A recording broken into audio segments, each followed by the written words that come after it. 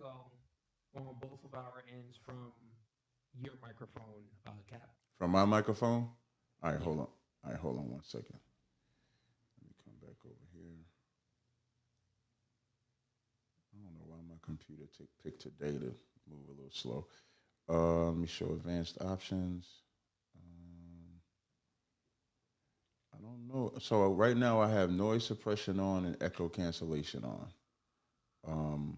Let me see if I turn this on.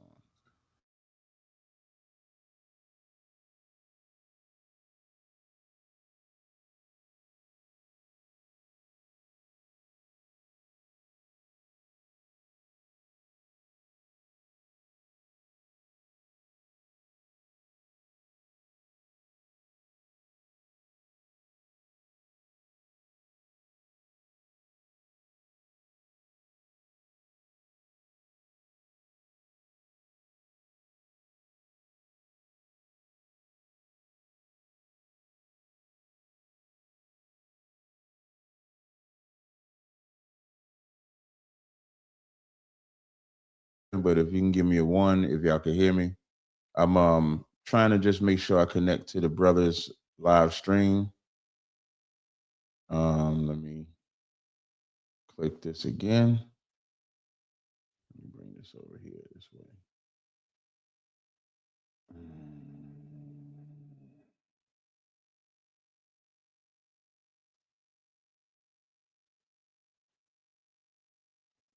And what I'm doing now is I'm just setting up to see if, oh wait, I might not have had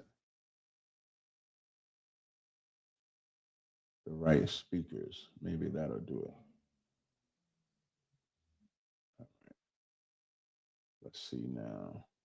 Virtual background, got my virtual background. Now let's see now.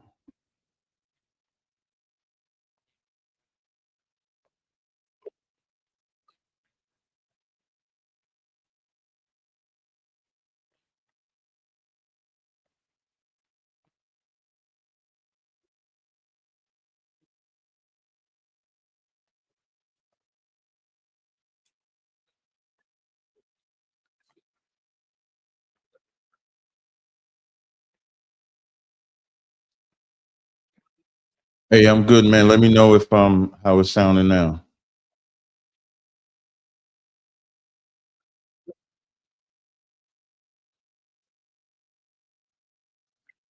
Yeah, I did. Yeah, the output usually it defaults to my Rode, but it didn't default, so it's usually on my phone. So, quick little thing for you guys. So, I sent both of you guys the format of the debate. We're gonna have a 4 minute max opening statements. I'll be timing it. I'll give you guys a 30-second warning when it's getting down to when it's at 3 minutes and 30 seconds. I'll let you guys know. I just say 30 seconds left. And then from there, we'll do 2 minutes for arguments and 2 minutes for responses. So if Captain, state a point, you got 2 minutes to speak, and then, Jay will get to respond for 2 minutes, and we'll do that for 16 minutes total. Then it's going to go over to open dialogue for 45 minutes back and forth. Okay. Right after that, then we're going to do closing statements for 4 minutes max. And if we need to extend anything, so if it gets a little hostile and stuff like that, you guys talking over one another, one of you can request for back to 1 minute or 2 minutes statements, a time rebuttals. You can request that, and I'll go ahead and adhere to it, and we'll do it that way. You guys want to stay for super chats and things of that sort, or no? I'm good. You're good? What about you, Cap? Yeah, I'm good. Yeah, I'm cool with it. Okay, so we'll tackle the super chats at the end. Other than that, man, I'll start off with I'm not even playing my intro, right? Forget No Fugazi intro. This is for you guys. So I'm just gonna open it up. I'm just gonna say, hey, welcome to No Fugazi podcast. And then I'm gonna bring one of you on. I'm gonna bring both of you on a stage at the same time. So we're gonna get right down to it. Okay. All right, man. I'll go ahead and put you guys backstage, and we'll get started. All right.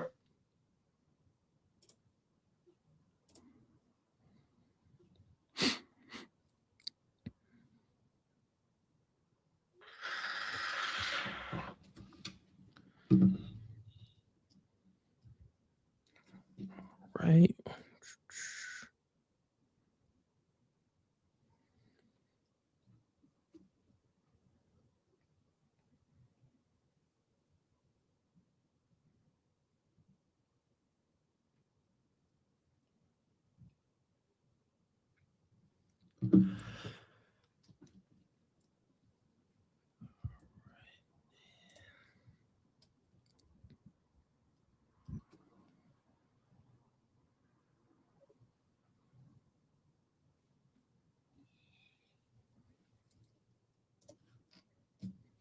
Hey guys, so he's just so y'all know, he's about to start the live stream. It's gonna be between myself and Jay Dyer. He's an Orthodox Christian. Should be interesting to see how this goes. Of course, make sure you thumb up the video. Be greatly appreciated to help the algorithm. You can give your super chat. If y'all super chat a question, I'll see if I get Fugazi to actually answer the question on his live. But if you super chat the question and it doesn't get asked on No Fugazi's podcast, I'll answer it when this debate is over. Welcome to No Fugazi Podcast. I am your host, Cooley. Tonight, we have a special debate tonight. We have Captain Tazaryach, a Hebrew Israelite, versus Jay Dyer, a Christian Orthodox. Let's hop right into it. We're not even playing my intro. Let's hop right into it. Let's get ready to rumble!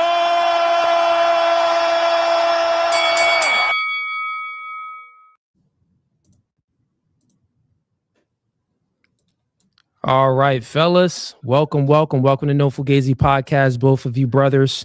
So backstage, we went ahead and went over the format of the debate.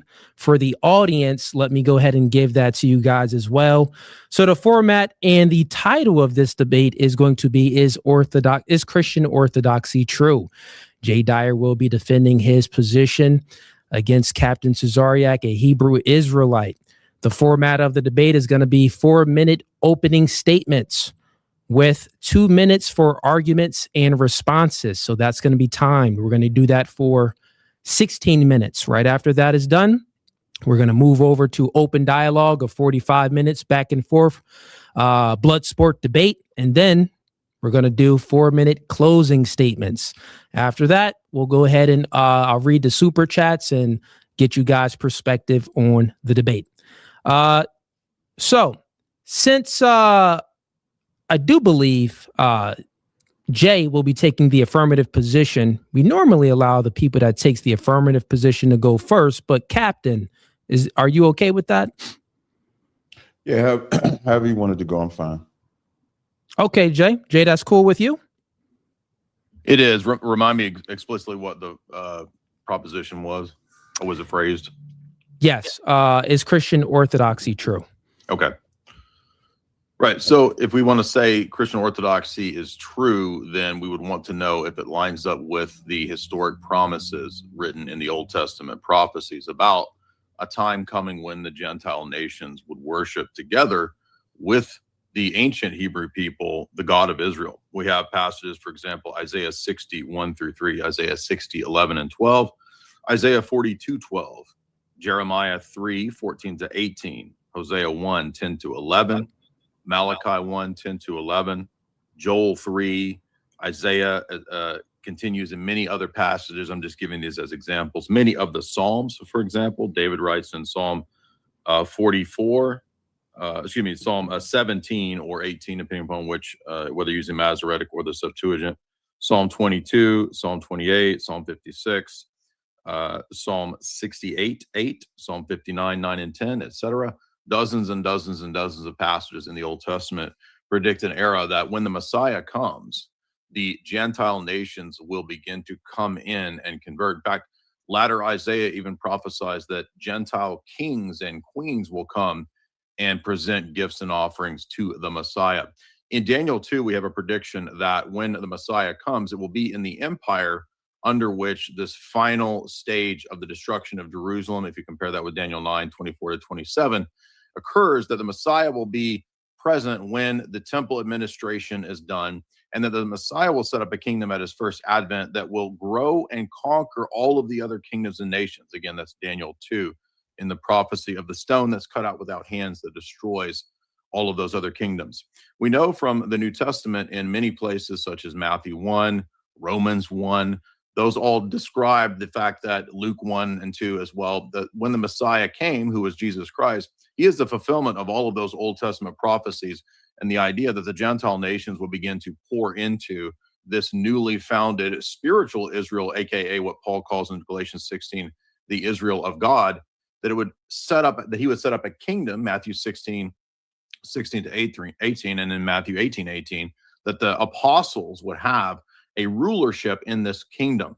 These apostles are also spoken of in the book of Matthew as being the progenitors of a new Israel, which would open its doors to the Gentile nations. When we read the book of Acts, as the church is empowered after Pentecost, fulfilling Joel 3 and Acts 2, we have the disciples opening it up, the kingdom again there to the Gentile nations. This is a fulfillment of all of these Old Testament prophecies and a fulfillment of the fact that in Matthew, Jesus says that the Gentile nations will come and sit down with the prophets, with Abraham and Moses, and they will dine together in the kingdom. This is a covenantal meal. This is the New Testament Eucharistic liturgy and meal that is set up, wherein Jesus rules in his church through that marriage supper of the Lamb, which is the Orthodox divine liturgy. That is a culmination that's written of in the book of Revelation that we actually celebrate on a weekly basis in the Orthodox Church. The Orthodox Church, thus, from the earliest days of the 1st, 2nd, 3rd, 4th, 5th, 6th, 7th centuries, all the way through those early councils, maintains the exact same doctrine that the apostles and their immediate successors held to. Thus, if the church, the kingdom that's set up in the first 7 centuries after the advent of the Messiah, believes and teaches what we teach, and we can go verify that very easily, very quickly when we read You got 30, Jay. Post-apostolic fathers like Cyprian, like Irenaeus, like Athanasius and others. They all teach the same thing as the Orthodox Church. Thus, the Orthodox Church is a fulfillment of all of those Old Testament prophecies, and the Black Hebrew Israelite cult, which is a recent invention, could in no way possibly be a fulfillment of any of them. All right. Time, right on time. All right, Cap, I went ahead and reset the timer for you. Once you start speaking, I'll start. Birdman hands rubbing together. Christian orthodoxy, right? Christian or Orthodox Christians believe a lot of things that I disagree with. The gentleman spent, I think, all of his time speaking about Gentile salvation, meaning non-Israelites. That's something that we as the Hebrew Israelites or Israelites, we don't really use the term Black Hebrew Israelites, refer to as replacement theology. The one thing that Christ said in John 8:32, ye shall know the truth, and the truth shall set you free. And he said, he that believeth on me, as the scriptures have said. And what we know of the church fathers is, number one, they did not agree.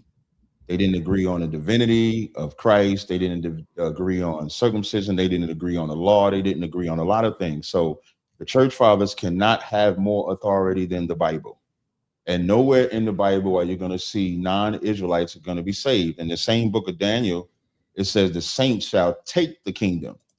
In Isaiah 60, my opponent made it seem like the kings is going to be calmly and nicely bringing gifts. No, they're going to do it by force, because in his wrath, he smite us, but in his mercy, he gave us power. So there's a way that you take power. In Jeremiah 51:20, it says, with Israel is my battle axe. With it, I will break in pieces the nations. So I know Christians, they like to make it seem like Christ is coming back to bring cookies and ice cream, but he is not. He's not coming here to bring fluff. He's coming here to bring war. In Revelations, the 19th chapter, it says on his head, in his hand was many crowns. That means he's taking crowns from kings. Christians also butcher Christ by making him God, which is also not in the Bible. When I'm saying God, to be specific, I'm talking about the Most High God. Trinity is not in the Bible. Church fathers didn't even agree on that. They argued on that. When they make it seem like these councils was good things, these councils was not good things. These councils were sometimes violent. People were put in prison. All of these things took place in the council. So I have no respect for church fathers, none whatsoever, because the disciples did not put anybody in prison. The disciples did not do anything. They reasoned, worked it out, but nobody had to be punished or cut off from it. So in this discussion that I'm going to have with this gentleman, I'll show Non-Israelites do not make it into the kingdom of heaven in the same state that the Israelites make it in, because contrary to what people believe, Hebrew Israelite is younger than Christianity in the sense of what we know it today in America. But as far as us knowing we was Israelites, that goes back to the 1800s up until now. But historically, Harriet Tubman and the family always bring that up because we have her family in our school. They always knew that they was Israelites. So to say that Black people didn't know they was Israelites during slavery, that's also a lie, but that's not necessarily the subject. When they talk about Christ's birth, they'll tell you that God made Mary pregnant. I don't see a prophecy in the Bible where God is going to make a woman pregnant to deliver the king of Israel, but I can read in the Bible that it says through the seed of David that the king of Israel would come. But the Christian church, I'm pretty sure Jay, if he's Orthodox Christian, those are the things that they believe. So we are diametrically opposed to everything about Christianity. When they use the word church in the New Testament, that's just a Greek word for congregation in the Old Cap, Testament. you got 30. That's just a Greek translation of congregation in the Old Testament. So what I'm assuming I'll be presenting in this argument with my opponent is that Orthodox Christian, as well as every other Christianity, does not teach the word of God. I'll land right there. All right, just in time, both of you fellas. Okay, so let's hop right into the 2 minutes back and forth. Who wants to go first? Who wants to go ahead and present their position and then have the other person give a rebuttal? Well, I'll begin my rebuttal with because he gave his statement. Got it. So I'll start your 2 minutes once you start speaking. All right. So first of all, I would say that he claims that what he believes is older than Christianity. I would like eventually to get some source or citation on anybody having the exact beliefs of his sect prior to the 1800s. So I want something between the time of what he thinks the Old Testament taught, or in the time of the apostles, or all the way up until the 1800s, because Jesus said his kingdom would not fail, that it would not collapse, that the gates of hell would not prevail against it. And so if there's over 1,000, almost 2,000 years where there's nothing anywhere, anything like this cult's view, then he's failed to demonstrate that. He said the kingdom of God comes as he says Jesus comes taking crowns, and it's warfare. But then he said the ecumenical councils were, quote, violent. Well, you just said violence isn't bad, and then you tried to say that if an ecumenical council has people slapping or fighting, that's bad, that's violent, that's a contradiction. He said the New Testament doesn't have people being cut off, doesn't have people dying. When Peter walks up to Ananias and Sapphira, he pronounces that they died because of their heresy, and they died. The kingdom of God, according to Christ, is within. It does not come with open signs and open destruction and power, in the sense of his disciples primarily being zealots that would fight. This is Jesus rebuking the zealots that he had as followers. And he said that Jesus isn't God, even though John 1 says that the word in the beginning was the word was with God, the word was God. And Hebrews 1 links that to the creation of the world. The Son, 30 seconds. The Son in Hebrews 1 is said to be the creator of all things that have a beginning and have existence. Well, if Jesus is created, then he would not be classed as the thing that creates all things. And so Hebrews 1 is a very easy way. John 1 is a very easy way to see that everything he said was total nonsense. All right, time. Cap, I'll start whenever you start speaking. Yeah, listening is an art, and my opponent doesn't listen. When I said the disciples did not put anybody in prison, I'm talking about amongst themselves. I'm not talking about their enemies. But in those councils, that they did have wars with each other because they did not agree. Listening is an art. When he asks if anybody followed my cult is short for culture. And the culture of the Bible is exactly where we get it from. When we say that it's only for Israel, because Christ said, I'm not sent but unto the lost sheep of the house of Israel. When we say it's only for Israel, Christ sent his disciples to the lost sheep of the house of Israel. So unless my opponent can show that the disciples gathered all of the lost sheep of the house of Israel, they're about the same cult that I am in. The church fathers lie and say that they went to somebody else. Christ gave direct orders. Paul said, so all Israel shall be saved as it is written. He didn't say all nations shall be saved as it is written. And my opponent will not show a verse that says all nations will be saved as it is written. He cannot show that. In John 1:1, anybody can read the Greek text and know that the last part of that, when it says in the beginning was the word and the word was with God and the word was God, in the Greek, it would say, and God was the word, emphasizing power, because a man can be God and not God in the sense of the Most High, because we can read where God called Moses a God. And then he referenced Hebrews 1, which I wouldn't have done, because 30 seconds, Cap. in Hebrews 1, it says, in the past, he spoke to us by the prophets, but in this time, God spoke to us by the Son. So if God says he spoke to us by the Son, my opponent can't say the Son is God, because God ain't talking to himself. I land right there. All right. Right on time. Jay, whenever you start, I'll start. So again, like, this is funny because he doesn't seem to be aware that Ananias and Sapphira were disciples. They were in the church and they were pronounced to be of a wicked disposition, and then thus they were considered to be worthy by divine and thus by Petrine decree in that case to be worthy of death. So he has no idea what Acts actually teaches or says. Second, I asked specifically if he has any evidence of anybody believing his position from the time of Christ up until the 1800s. He didn't give anything. He didn't listen to what I said either, because I said specifically that in Matthew 21:43, Jesus says to the Pharisees, the kingdom of God will be taken to you and given to a nation producing the fruits thereof. What is this nation of the New Testament? Well, Peter says in 1 Peter 2 that you, in the Catholic epistles, to the Gentile converts who had converted in the book of Acts, chapter 10 and on, that they would be called a royal priesthood and a holy nation. The church in Galatians 6:16 is the new Israel. We are told, in fact, in the Psalms that, in the Old Testament prophets were told that the knowledge of the Lord would cover the earth as the sea covers the water. So that's a universal scope.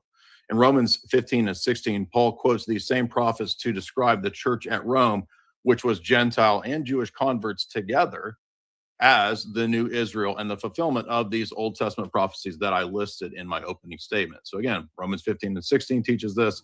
30. In Hebrews 1, it's a play on John 1 in the sense of the creation of the world. Hebrews 1 says that to the Son, the Father as God says, you sit thou at my right hand, God, your throne is forever. So God is a generic reference, and Black Hebrew Israelites don't understand grammar, so they don't understand that words can refer to different things.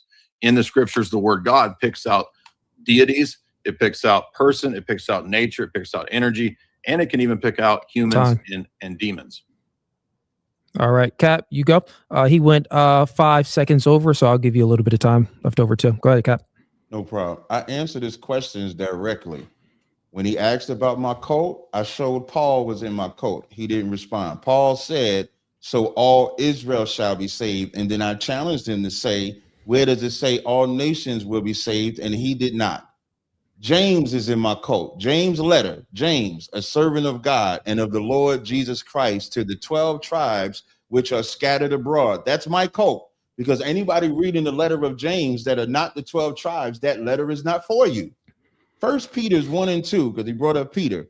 First Peter's 1 and 1 rather says the addresses the letter, who he's talking to, and then it says, because it says to the strangers scattered through Pontus, Galatia, Cappadocia, Asia, Bithynia, elect according to the foreknowledge of God the Father and the sanctification of the Spirit unto the obedience of the sprinkling of the blood of Jesus Christ. The strangers that are in those lands are the elect. The elect are the children of Israel, because God never elected another nation. Paul says this in Romans the 9th chapter. In Romans the 9th chapter, Paul says, if you're not from the seed of Abraham, Isaac, and Jacob, you are not a son of God. So when he asked me to show people during Christ's time up until now, I've shown it. What he's talking about is when the church fathers come later and then pollute it. They have polluted it up until this day, because 30 left. Can't show in the Bible, which is what I said, a direct verse that says all nations shall be saved. Like I can show a direct verse. Isaiah 45:17 says, Israel shall be saved in the Lord with an everlasting salvation. You shall not be ashamed nor confounded world. He can't show that by nation in the Bible. I challenge him. I land. All right. Go ahead, Jay. Yeah, this is simple. In Genesis 12, 15, 17, and 22, Abraham is given a promise that in his seed, all the nations, all the tribes of the earth would be blessed. Again, the knowledge of the Lord would be as vast as the sand on the seashore. Isaiah, the Psalms. I'll quote Romans again because he doesn't understand the basics of Romans. In 15, Paul says that he was an apostle to the Gentile nations to confirm both for the circumcision, that's the Jews, and the non-circumcised, that the Gentiles might glorify God for his mercy, as is written, I will confess to you amongst the Gentiles and sing to your name. And he says again in the prophets, rejoice, O Gentiles, together with his people, the Jews. And again, praise the Lord, you Gentiles. Laud him, all of you peoples. Paul is writing to a church at Rome, which had a significant problem of Jew and Gentile getting together and getting along in the worship of Christ. Thus, these passages show, as I said in my opening statement, that the fulfillment of the promises in the first century, for example, the Roman church, are exactly the way that I interpreted them. So the universal scope is in Genesis 12, 15, 17, 22, the promise to Abraham. It's in Romans 15. It's in Galatians 3, where Paul says the fulfillment of Genesis 12, 15, 17, 22 is in Christ and faith in Christ. The church at Galatia was a Gentile believing church. We have a succession of bishops after that believe all the same things that the Orthodox Church teaches. Now, I didn't say 30, I didn't ask you at the time of Christ, do you think that James and Paul teach your cult view? I said, name somebody between the post-apostolic period, the time of Christ, the time of the Messiah, all the way up to the 1800s that teaches your cult view.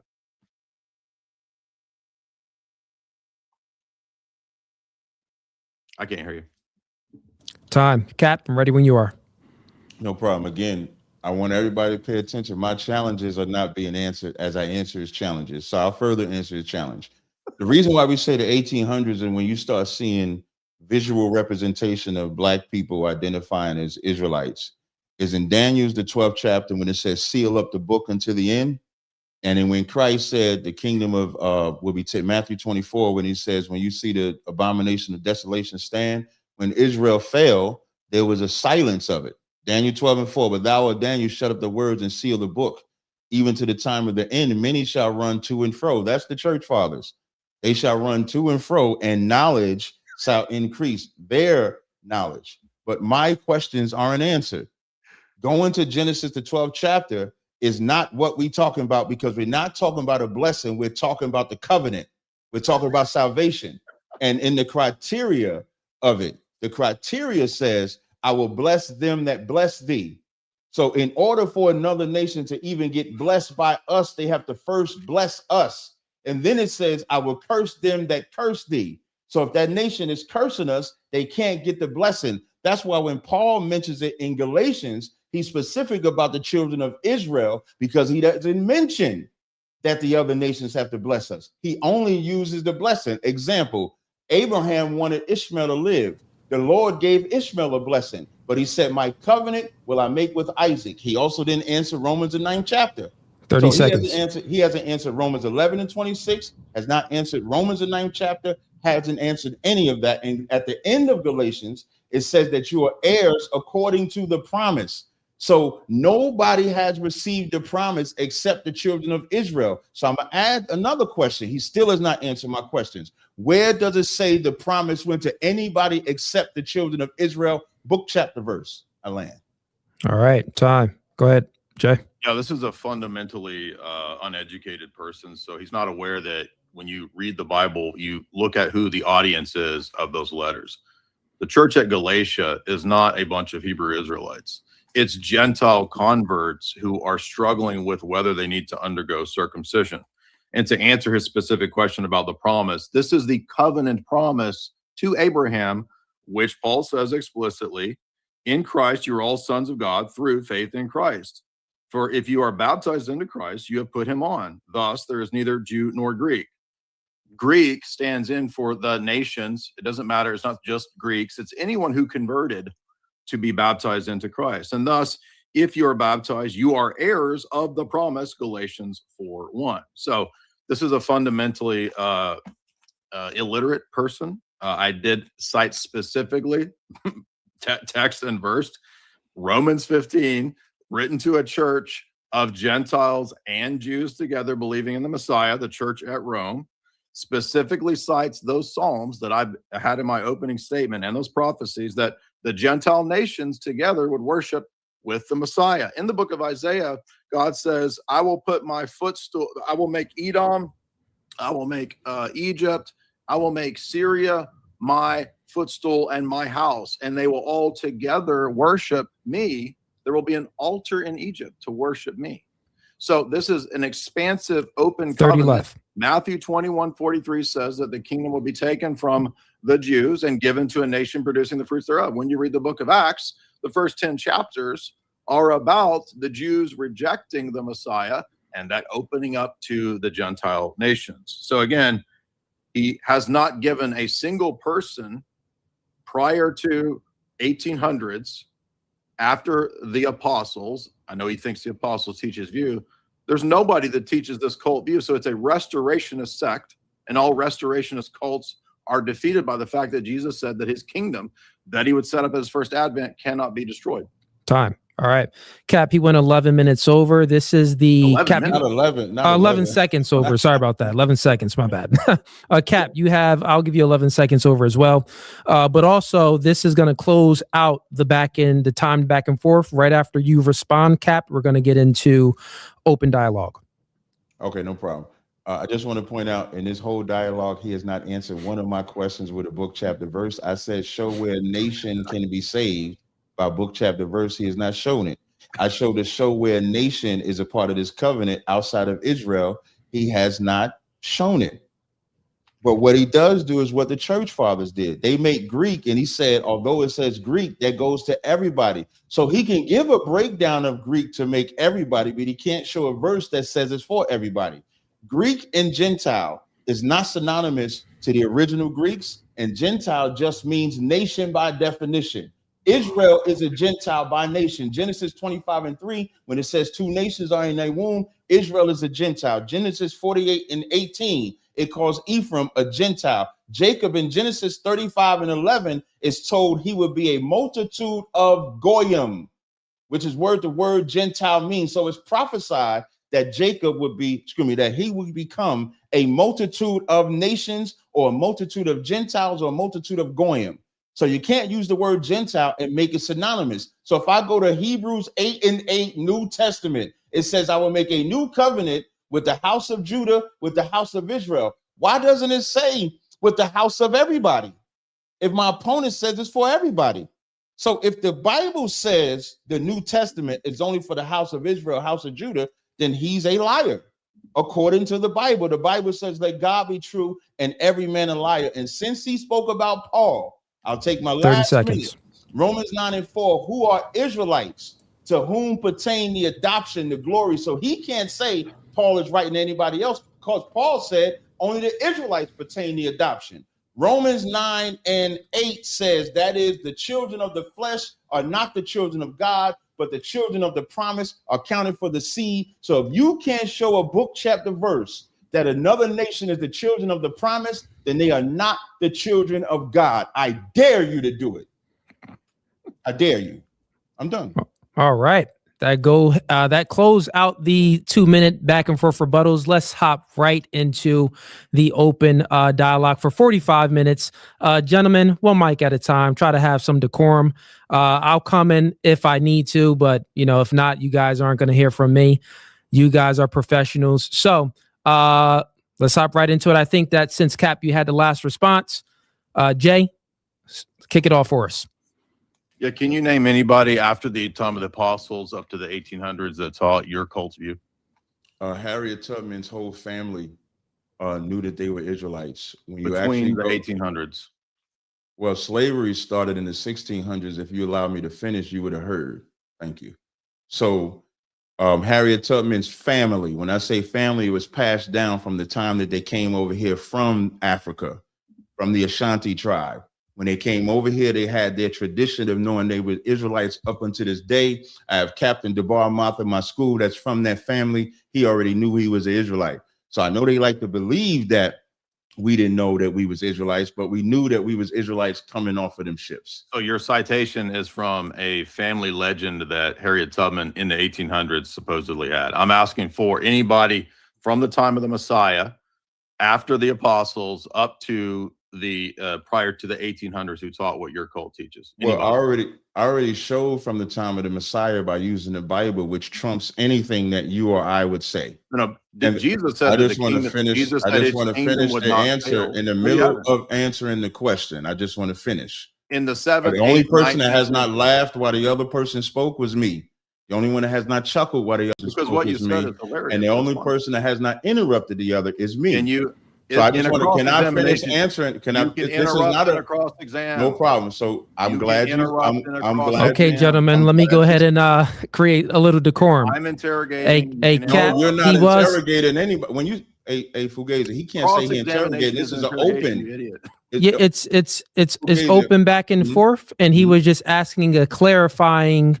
He was giving a clarifying rebuttal to his question. Yeah, that's all he was given. And all I was saying, if he would have just been quiet, I would have explained. Because okay, fair enough. Jay, do you mind yielding so Cap can just land his plane? Thank you. Again, I'm wanting a specific person after the apostles up to the 1800s. I'm giving you Harriet Tubman and her family, and I even said 1800s. I even said that is not prior to the 1800s. Prior to the 1800s. When they was in the west coast of Africa in the Ashanti tribe, they knew that they were Israelites. So when they came off the slave ships, so what's the source for that? I just told you it's the oral tradition. We have them in our family. And if I'm not mistaken, all throughout the Bible, before we got the laws of Moses, you know what they had? The oral tradition. Oh, interesting. That's not. Is that not true? Did they not have oral tradition before Moses wrote the law? Well, the oral tradition is actually. I'm asking a question. Yes or no? Did they have oral tradition? Is what put the Bible together. Did they have oral tradition before Moses wrote the law down? Yes or no? Yeah, but there's actual. So we can't negate. And what happens a lot of times is black people can't have oral tradition that matters. But we do. There are actual historical academic sources that point to the oral tradition back. You can go into the colleges. You can go. You have no academic.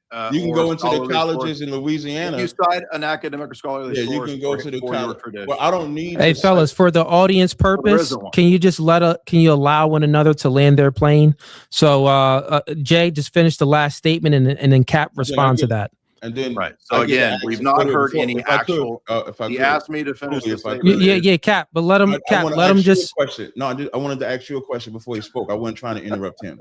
Sure. What I'm asking is because this is not him just grilling me. So after he asked the question and I answered, I want to know. I want to make sure I'm not rude when I switch the question and ask him a question. Like, how long do we stay on? That's fine. Fair question, Cap. Basically, if you guys can answer one another questions, I'm keeping track of this the best that I can.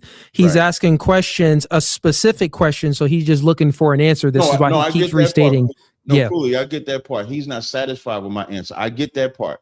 What I'm just simply asking is, and this goes for both of us. It's not an answer. How long do we stay on either one of our questions before he gets to then ask me and I vice versa? Like, so once again, Cap, it's just I stopped the clock right here because we're having just a meta conversation about the debate. So once again, it's just open dialogue, Cap.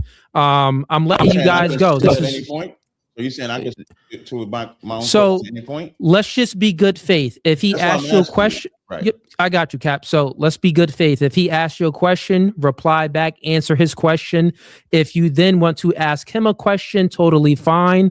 But we have to allow one another room to reply back to questions and to give rebuttals and everything else. So let's go back to Jay. Jay, go ahead and restate your position, and then Cap, you get to respond. Right. So referring to an oral tradition allegedly that Harriet Tubman said, which again, I'd like some source, some academic scholarly citation as to the pedigree of this, is not an answer to somebody between the time frame of the post-apostolic period to the 1800s. So he can't do that because his cult didn't exist. It's a new made up restorationist cult. I mean, that's fine to say that it's made up, and I don't have to prove. Okay. Debate's over then. I don't have to prove that. Well, the debate title is about Orthodox Christianity, not about what Black Israelites said they were Israelites the argument in is the that 1800s. in So I those just want to be centuries, able to finish again. they were Orthodox in those centuries. So but that's not. Go ahead, Jay. Let him just land his plane. Is not. Thank you. I'm glad somebody being unbiased. So that's not the debate title. The debate title is Orthodox Christianity True. That's the actual debate title.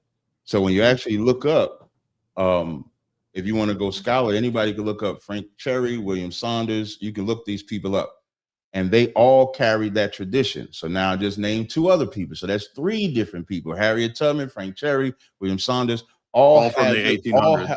All had the tradition. So nobody prior to that. And the key thing about him saying 1800s, because that's when they decided to put a timestamp on it. What I'm talking about is oral tradition coming off the slave ships. Okay. Even to this day, you'll see people from the Yoruba tribe, the Igbo tribe, the Ashanti tribe that will tell you that the people taken on them slave ships were Israelites. I can't help it if academia doesn't respect it. So that's why I yield to. So there's no historian. That's why I nobody yield. Who has this. That's why I yield to the oral tradition. Now I will ask you a question. Do you have a book, chapter, verse? If I read Romans, the 9th chapter, and Romans, the 9th chapter says, this is Romans 9:4, who are Israelites to whom pertain the adoption, the glory, the covenants, the giving of the law, the services of God, and the promises. Paul said that the Israelites pertain and own the promises and the adoption. Can you show a book, chapter, verse where another nation by name also owns the adoption and the promises? Yeah, if you read chapter 11, he says that the Gentiles are grafted into that very promise that you just mentioned. That's not answering my question. It is. It's a specific, direct answer to your stupid ass question. The answer to my question is, and again, that's, you see my opponent? You see Romans 9. There's only one person professional here, because at the end of Romans 11 and 26, it says, so all Israel shall be saved. That was not my question. My question is, the church is show me another nation by name that gets adopted and have the promises. Because if Paul says in Romans 9:4, who are Israelites to pertain means own. So they own adoption, glory, covenants. I'm going to answer. So you're just yapping. Okay, yeah, Cap, let him answer. Go ahead. Yeah. Let's give a book chapter in Romans 11. Got him. Stop yapping and let me answer your dumbass question. In Romans 11, he says, get out your feelings. So he won't shut up. So this I know you're not talking about somebody shutting up. I know you're not talking. All right, Cap. I think it's fair now. Cap, I think it's fair. Y'all both had it. He doesn't understand debates. And I expect you to stop it from him going forward as fast. Interrogations, dude. That's right, but you crying about it. Cap, come on. Let's yield the floor. You asked him a question, Cap. Let him answer. Go ahead. Romans 11, Paul says, I do not desire that you would be ignorant of this mystery, lest you be wise in your own opinion. That blindness has happened to Israel until the fullness of the Gentiles comes in. What verse you reading? Romans 11, 25. Until the fullness of the Gentiles comes in. You said Romans 11 and 25 you're reading, right? So now, the word Gentile, because I want everybody to know he did not answer my question. I told him to show me about Gentile. Do we agree Gentiles means nation? Yes or no? It's a general term that can refer to a specific proper nation, or it can refer to all nations. I know that grammar's hard for you. I know grammar's hard for you. Can it refer to Israelites as well? It can be proper or it can be general. Can it refer to Israelites as well? The word nation could refer to any nation, including Israel. That's not what I asked you. Thank you. So including Israel. Thank you. So when we see the word Gentile, we can't make that mean a non-Israelite or an Israelite. In this passage, it's contrasting the two. Would you also agree? Contrasting Israelite and Gentile. Would you also agree that context would let us know what Gentile means? Yeah, because you didn't know the context of 9 to 11, because 11 talks about the Gentiles being grafted into the Israeli tree. So when we go in Romans 11, the Gentiles are grafted into the Jewish tree. I'm going to jump up in Romans 11 chapter. I can't. Can we do time? This person's too. Okay, let's do time. So we spoke backstage. If someone requests time, I told him that I would adhere to it. So let's do it timed. Jay, what you want to do? 1 minute or 2 minute responses? Either one, fine with me. We should do 1 minute is fine with you, Jay? How about asking the All right. question? How about the time to Let's ask? do If we do that, let's go back and like if he asks a question, a Wait. timed response. That way we yeah. can get our And word. that's what I'm and saying. So also Cooley, hey, Captain Cooley. Tazaryach, the other thing too, Can you hear and me? I think I can hear you. I think that you know about this too. When someone is trying to run a line of argument, maybe they're asking a question looking for your answer, asking another question looking for your answer. Yeah, I do that. That's totally fine. That's like the interrogation part. That's what Jay was speaking about. So you have to allow some room for that to happen as well. And I'll allow room for you to do the same thing for him. You get what I'm saying? Right. So let's hop into the 1 minute responses. I just want to wait. I just want to get into clarity first. All right, Cap, what's up? What is the length of time for the asking the questions? Okay, we're just doing 1 minute rebuttals, Cap. So he's Okay. going to go ahead and ask his question. Is going to be, he can ask his question. I'll time it. Basically, you have 1 minute to speak. If you stop That's before what I 1 want. minute, Right, then I'll just go ahead and let the person answer the question. Gotcha. Okay. And then if there's a line of questions or follow-up question, he's entitled to do that with me, and Yes. I'm entitled to do that. How with about him. this? Because I think that both of you do want to interrogate one another after we get through a form of the 1 minute responses, see if we can create some decorum and get some understanding.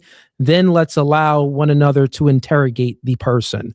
So, Jay, He's the not floor gonna is allow yours. that. You got a minute. He's Wait, not wait, gonna wait. Hey, allow that. Cooley. In fairness, it was my question that he cried about, not his question to me. No, I want to answer the I question. asked him about. I want to I read asked him- I'm talking to Cooley. I'm not even talking to you. Oh, okay, You- Jay, I Jay. don't I care mean, who you're talking to. I'm Cap, talking to real the quick, Cap. moderator. Cap, I listen don't care though. what you want, I'm who you're yielding the floor to Jay. Jay requested the 1 minute timer, so I'm just yielding it to But him. he should be answering my question though. So not currently asking the right question. man. Just go Hey, to the hey, timer Cap. clock. Let's just do 1 minute, Cap. Come on. No, but hold on, Cooley. Cap, I don't have you a keep on problem. saying All you hold do is on. whine and We moan. I don't agreed have to a 1 problem minute, with Cap. Wait. I don't have a problem with the 1 minute, but you're making it like he gets to ask me a question when No, I was wanna- in the I middle wanna of answer his asking question. him a question. He said he wants to answer your question. That's No what he problem. wanted to Can I do. So I'm can I just just quickly repeat the question and then he answered. I'll be Yeah, 10 Cap. seconds.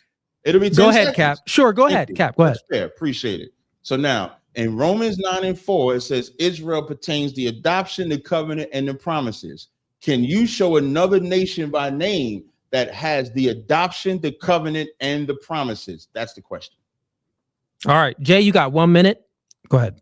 Right. So I'm going to go to Romans 11. I'm going to explain the context to him and read the passages where Paul specifically answers his question.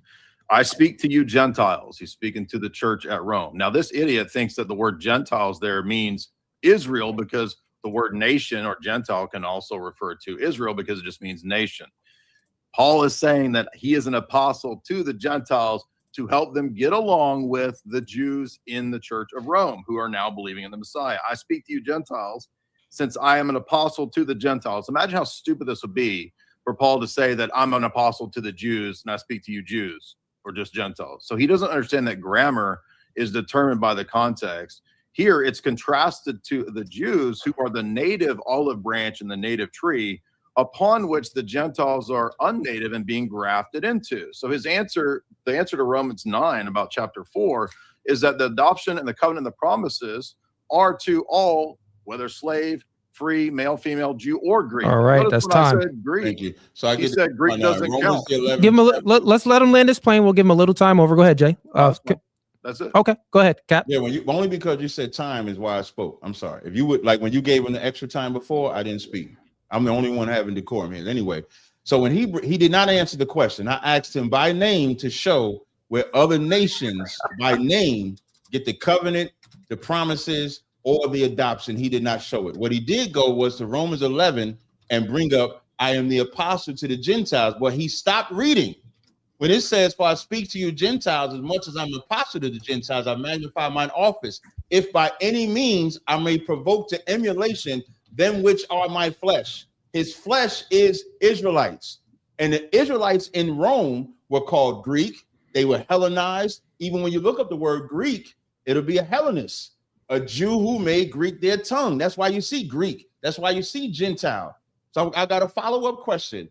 In Romans 9:24, it says, even whom ye have called, not of the Jews only, but also of the Gentiles, as he also saith in OC, I will call them my people, which were not my people, and her beloved, which was not my beloved. Who is that written to? Time. Who is that written To to? the church at Rome, Jew and Gentile. So in To Romans the 9, church at Rome, both Jew and Gentile. so That the refutes Gentile, you, so the idiot. Gentile, so the Gentiles in Romans 9 and 24 would be non-Israelites to you. Again, do you not understand grammar? The I'm word just asking. Gentile I'm means just asking nation. a question. Would it be? The word Gentile can Hmm? refer to a proper noun or a general noun. But in that verse, Do you is understand the those difference? Gentiles Do you understand the difference between proper I'm and just trying to general? get it. Can I get a yes or no? He doesn't understand grammar. In that verse, are Gentiles non-Israelites to you? Yes or no? Yes, the Thank word you. Gentile In verse can mean 25, nation. I understand it. So in verse 25, when it says, I will call them my people, excuse me, as it also said on C, I will call them my people, which were not my people, and a beloved, which was not my beloved. It is your position that the non-Israelites who at one time would not be called God's people would now be called God's people. That's your position, That's right? what the verse says. Correct. Okay, got it. Real quick, gentlemen, real quick. Cap, since you are running your line of argument, perfect. Let's go ahead and you can do your interrogation first. We'll do 10 minutes of your I don't need interrogation. 10 minutes because I only got like 2 more questions. Okay, fine. After this, though, Jay is going to run his interrogation. Yeah, definitely. So, okay, got it. Go ahead. In Romans 9 and 25, who is OC? Because it says, as Hosea it also the says prophet. NOC. Is who? Oh, I'm sorry. What says it's Hosea. Okay, so The prophet Hosea. And who is Hosea talking about when he makes that statement? I will call them my people, which were not my people.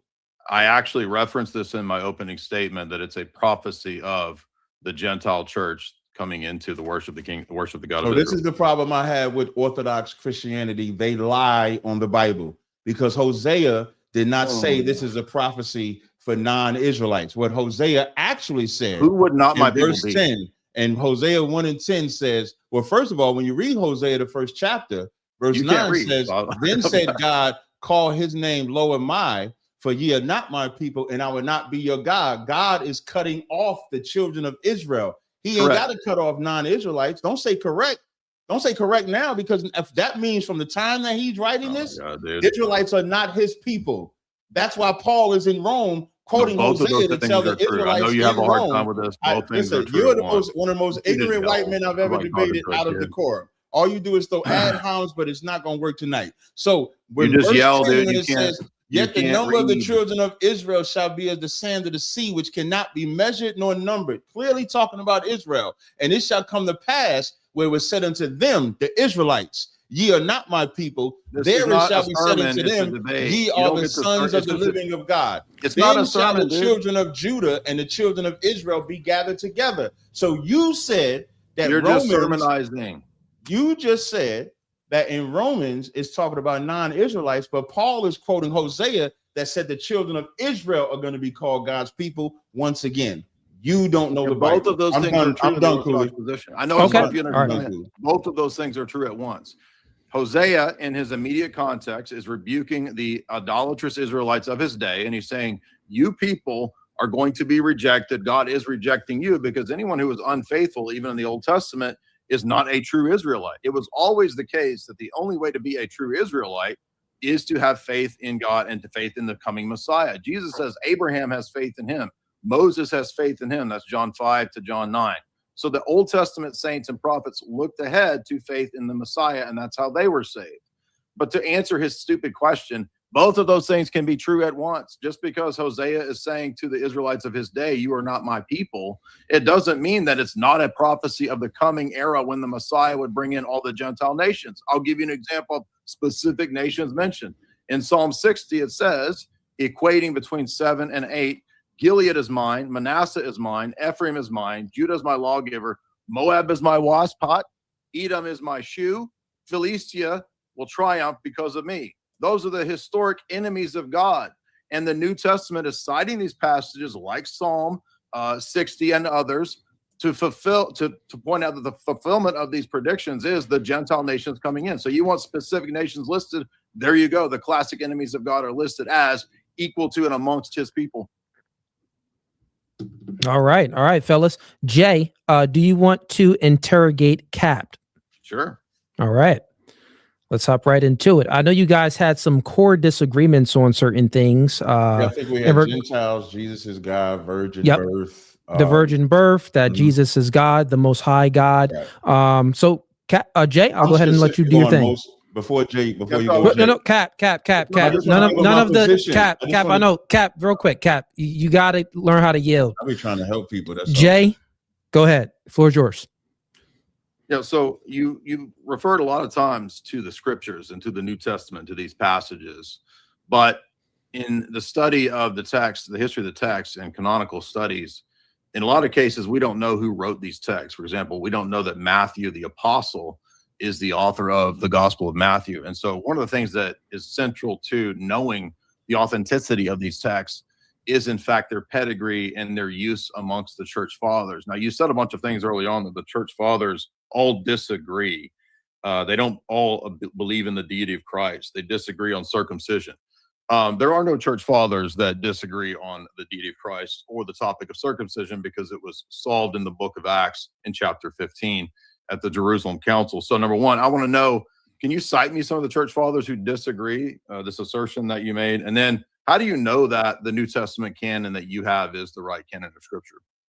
Yeah, I'm trying to find the disagreements that they had was on what I actually said was the divinity of Christ. You said and circumcision. You said both.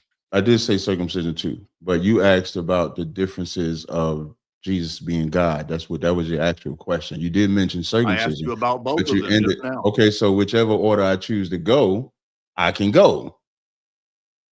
Jesus Christ! Name some church fathers that disagreed. You made the assertion. Who disagreed? So when I say they disagreed on the divinity. Some believe Christ was created. Who? Some Name believe. show some disagreements. Where's the source? Or if listening is an art, all you got to do is just let me respond. You don't have a source, do you?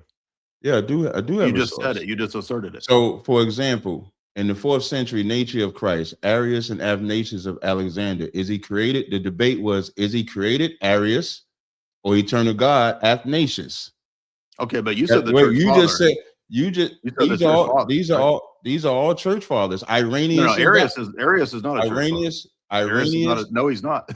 Arius is a heretic. So church fathers are those that are approved. Irenaeus was called a heretic because he disagreed. However you say his name, was called a heretic because he disagreed with the other people, which is what the council's for, which is what I said from the beginning. Irenaeus and Valentine. Also, Irenaeus and Valentine. It's Irenaeus. Also, however you say his name, they disagreed. They did not agree. Some believe. Jay, when you speak, real quick, Jay, when you speak, come closer to the mic, because Captain Mike is overpowering yours a little bit when you guys are speaking over one another. Okay, so go ahead. Right. So what he's citing is the debates that were had amongst church fathers and heretics. Church fathers are not heretics. Church fathers.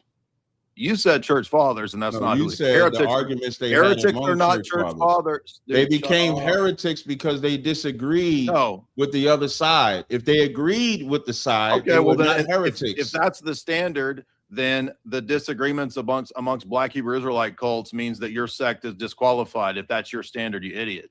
I don't. If you can stop. Hey, Cooley, is this where we could just disrespect and call each other names? Because I haven't. So he's just going to whine about it. So Cap, called me an idiot. Cap, you did.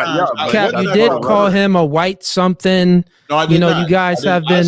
You did, Cap. Hold up, you're being disingenuous. Y'all both been going back and forth. I said he's the most ignorant white man because he kept interrupting me and calling me an idiot. I have not given him any insight. This was the first time he said idiot, Cap. That is a lie. This was the first.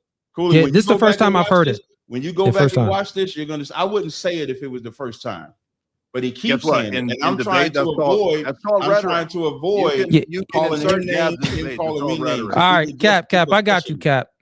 So I got you, Cap. So I'm naming church fathers.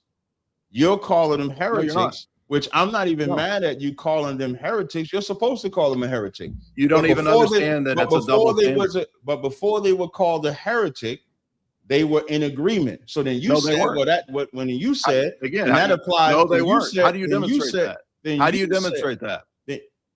Well, you're calling them a heretic. I didn't call them a heretic. I said they were church fathers. You just said before that they were in disagreement. How do you demonstrate that Valentinus was in agreement with? How do you demonstrate that Valentinus was in agreement with Irenaeus? That's your claim. I never said that they were in agreement or You just disagreement. did. I said they were all considered church fathers until, let me say it better so you're going to understand. Before they had the councils, they were all church fathers. Irenaeus wasn't in a council. Whoever won the council, was not in the a council. other people became You the don't know heretic. what you're talking and then about. you made the argument to say, well, that's the same thing. Then you made the argument to say, council. Okay, Captain, Cap, please answer. I'm getting interrupted. Yeah, I know. I'm talking. But Cap, it's his interrogation. If he's gonna, real quick, I don't have a problem with him interrupting me, but don't tell me I'm not answering. No, Cap, listen. He's literally, I can remember the questions. He's literally asking you certain questions, and I need you to answer those questions. That's why he keeps restating the question. He said, "What?" You said Irenaeus was in agreement with Valentinus until a council. What council was Irenaeus in? It's nonsense. There is no council that Irenaeus is in. Got you. You're just saying bullshit. No problem. So as I've stated, I've answered every question. What council was Irenaeus in? Whether he answer that question, Jay. What council was Irenaeus in? Can you answer his specific questions? You mean answer that question, Cap? You know what I mean? I mean, you answer that question, Cap. Yeah. Can you do that? So in the second century, Gnosticism versus Orthodox Christianity, the key figures of one side, Irenaeus. You're just reading Wikipedia, dude. You made an assertion. This is not Wikipedia. Okay, actually. Google, whatever you're reading. This is not Google at all. You're a fraud, and then, dude. So you'll say so now, Cooley, all I want to point out, Cooley, I brought up the second century. I brought up the two sides, Gnosticism versus Orthodox. I brought up the side, Gnosticism versus Orthodox. Cap, once again, let's just get some quick decorum. Cap, listen. Why are you saying for me to get decorum? Cap. It's an interrogation. He's asking you specific questions that he needs specific answers to. You don't care about. He don't have to agree with my answer. I'll let you interrogate. But I am answering it. Cap, he allowed you to interrogate him. Can you allow the same thing in good faith and answer the specific questions? You said, I'm not saying Cap. That's what you're saying. I'm naming it. I said Gnosticism versus Orthodox Christianity in the second century. You asserted I answered this question. This is your assertion. Whether he said this an assertion or not, I'm answering this question, Cooley. I'm not answering this question. What council was Irenaeus? You said it was a council. Cap, listen. All right. Jay, go ahead and restate your question for the fifth time, I think. Go ahead. He said they were in agreement prior to the disagreements, which he can't demonstrate that. He doesn't know that. And then he said that there was a council, and then Irenaeus and Valentinus had a disagreement. There is no council that Irenaeus is involved in with Valentinus. You said that. Now name the council. You're just spouting out bullshit you're reading on the internet. So when you look up Valentine and what Irenaeus, council? When you look up Valentine and Irenaeus, it's Valentinus. When you look up Valentinus and Irenaeus, you'll see Valentinus was mid-second century Egyptian Christian. Okay, what council? You're just reading Wikipedia. Philosopher. I'm not reading Wikipedia. I'm just reading the information. So again, Irenaeus and Valentinus. Valentinus was the leader of the Gnostics, and they were against So there's not one. You're just saying bullshit. And they were against. So there's not a council, is there? What's the name of the council? If you're having a battle, that is what the council. You don't have one. You're just saying bullshit on the internet. You said I'm not saying bullshit on the internet. Anybody can look this up online. Okay, look. And tell me the council. You got it on. You got it online right now. The title of it says Irenaeus even wrote a book. What council? Irenaeus wrote Against Heresy. You said a council. Shows the competing Christianities early. Dude, we don't need to read Wikipedia. This is, I don't know why you keep saying Wikipedia. I would never use Wikipedia. I don't know why you would say. You're using Google, you idiot. I'm not using Google. Again, Cooley, you're not saying nothing when he calls me an idiot. Like if I start acting ignorant and name call like he just did, and you didn't say nothing, Cooley. What you're going to say you didn't hear that either, I'm going to have to ask the moderator. Cap, I got you, Cap. Moderator, he doesn't have an answer. Yeah, Cap, it's very simple. Idiot is fine. You called him a white something. Like those things are fine. You're not making really any like true personal attacks. You're not talking about one another's family. That is fine. It's totally okay, Cap. You can do the same. You guys both been doing it, but just answer his question. I did answer it. He just didn't. What council? What council? I said Gnosticism versus Orthodox Christianity. You said a council condemned it. What? No, I didn't say a council condemned. Yes, you it. did. That's not what I said. I You said did they were multiple condemned. times. I said they would You did. condemn Now them he's lying. whenever. Now he's lying. No, I'm not. When you go back and listen, I would say they The would be. whole I, chat actually, heard I you didn't even say use the council, word. dude. I didn't use the word You're gonna condemn. get clipped. I used your It's gonna word get clipped to you when you saying said council, dude. heretic. When your dumbass said they was in a heretic, council. I said they You said they became was in a heretics council. because they disagreed. In And a then I named council. others. I You named said in a others council. You're walking outside it of back 'cause you're Irenaeus wrong. Just and admit you're wrong. Valentine. I named just other admit you made a people. mistake. That's why you would have the Council of Nicaea when they would debate. Is Jesus Nicaea is created? 120. Arius, it doesn't It's matter 150 when years it is. after, They're dude. all considered church fathers. You said Eusebius is considered a Irenaeus church in a father. council. All of these people are considered church fathers, and none of them No, have they're the not. authority on the No, Bible. they're not. So I can't help it Patristic if you writers don't are want to not church accept. fathers. Like when it says listening is an art. All right, fellas, the only listen. idiot Let's is have you some because decorum for the I audience. can't The help it. the audience. Yeah, yeah. The audience needs to hear exactly what's being said. I kind of let it rock because I like the blood sport, but let's There's have some only one decorum real idiot quick. that actually interrupts when somebody talks. Him. It's called an interrogation, and you got busted When because I you're bullshit. You're just repeating interrogated ChatGPT. you, I gave you the respect, which I You won't do didn't. No, going you didn't forward to answer. respond. I did You're not just interrupt yapping. you in your It's called answer. filibustering. I disagree with every answer that you gave, but I did not interrupt in your answer. Of course you did. I did Yes, not. you did. When you go back and watch it, when What I council? interrogated you about Romans What 9, council? XYZ, I did not What interrupt council? you Dude, in you've your already answer. lost. I You answered melted the down. question. You've I'm already not lost. melting What at all. council? You I said answered. council. I answered it. You don't have one. I Because answered ChatGPT already. didn't tell you. I answered the question. You use a ChatGPT. If listening is you an uneducated idiot art, using ChatGPT. if Like we listening wouldn't know. is an Like we art, wouldn't know you're using. I'm not even ChatGPT. using ChatGPT either. Oh, I have a what were you whole reading? PowerPoint on the subject. Yeah. I have a whole What PowerPoint council? on the subject. No You problem. said a council with Irenaeus. No problem. So I'll go with the different councils that they had. You Uh-huh. had Which was councils what? 325, 381, all of these Excuse me. people. That's 150 years after Irenaeus. It doesn't matter. I'm giving you a timeline of them having constant It's 150 disagreements years on the after deity of Irenaeus, Christ. and And you you said know Irenaeus that they in a didn't council. agree on the deity of Christ. Some You believe said he was Irenaeus created. in a council. Some believe he was created. versus Some believe he Valentinus. wasn't created. That requires He's a just council. And filibustering. when the council He's not wins that answering. he's a deity, then the people that believe he's created Can we go become back the to time heretics. Let's go back to time. Yeah.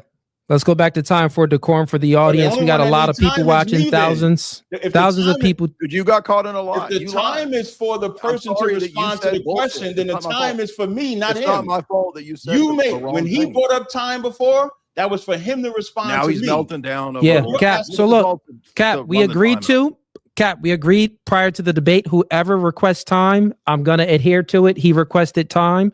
So y'all want to do 1 or 2 minutes back and forth? But 1 you're minute? saying this, but Kula, you're All saying right, let's this do 1 minute. So we doing 1 minute, Cap. And guess what? For this 1 minute, you're going to go first. So you got the 1 minute. The floor is yours. Once you start speaking, go ahead. 1 minute to do what exactly?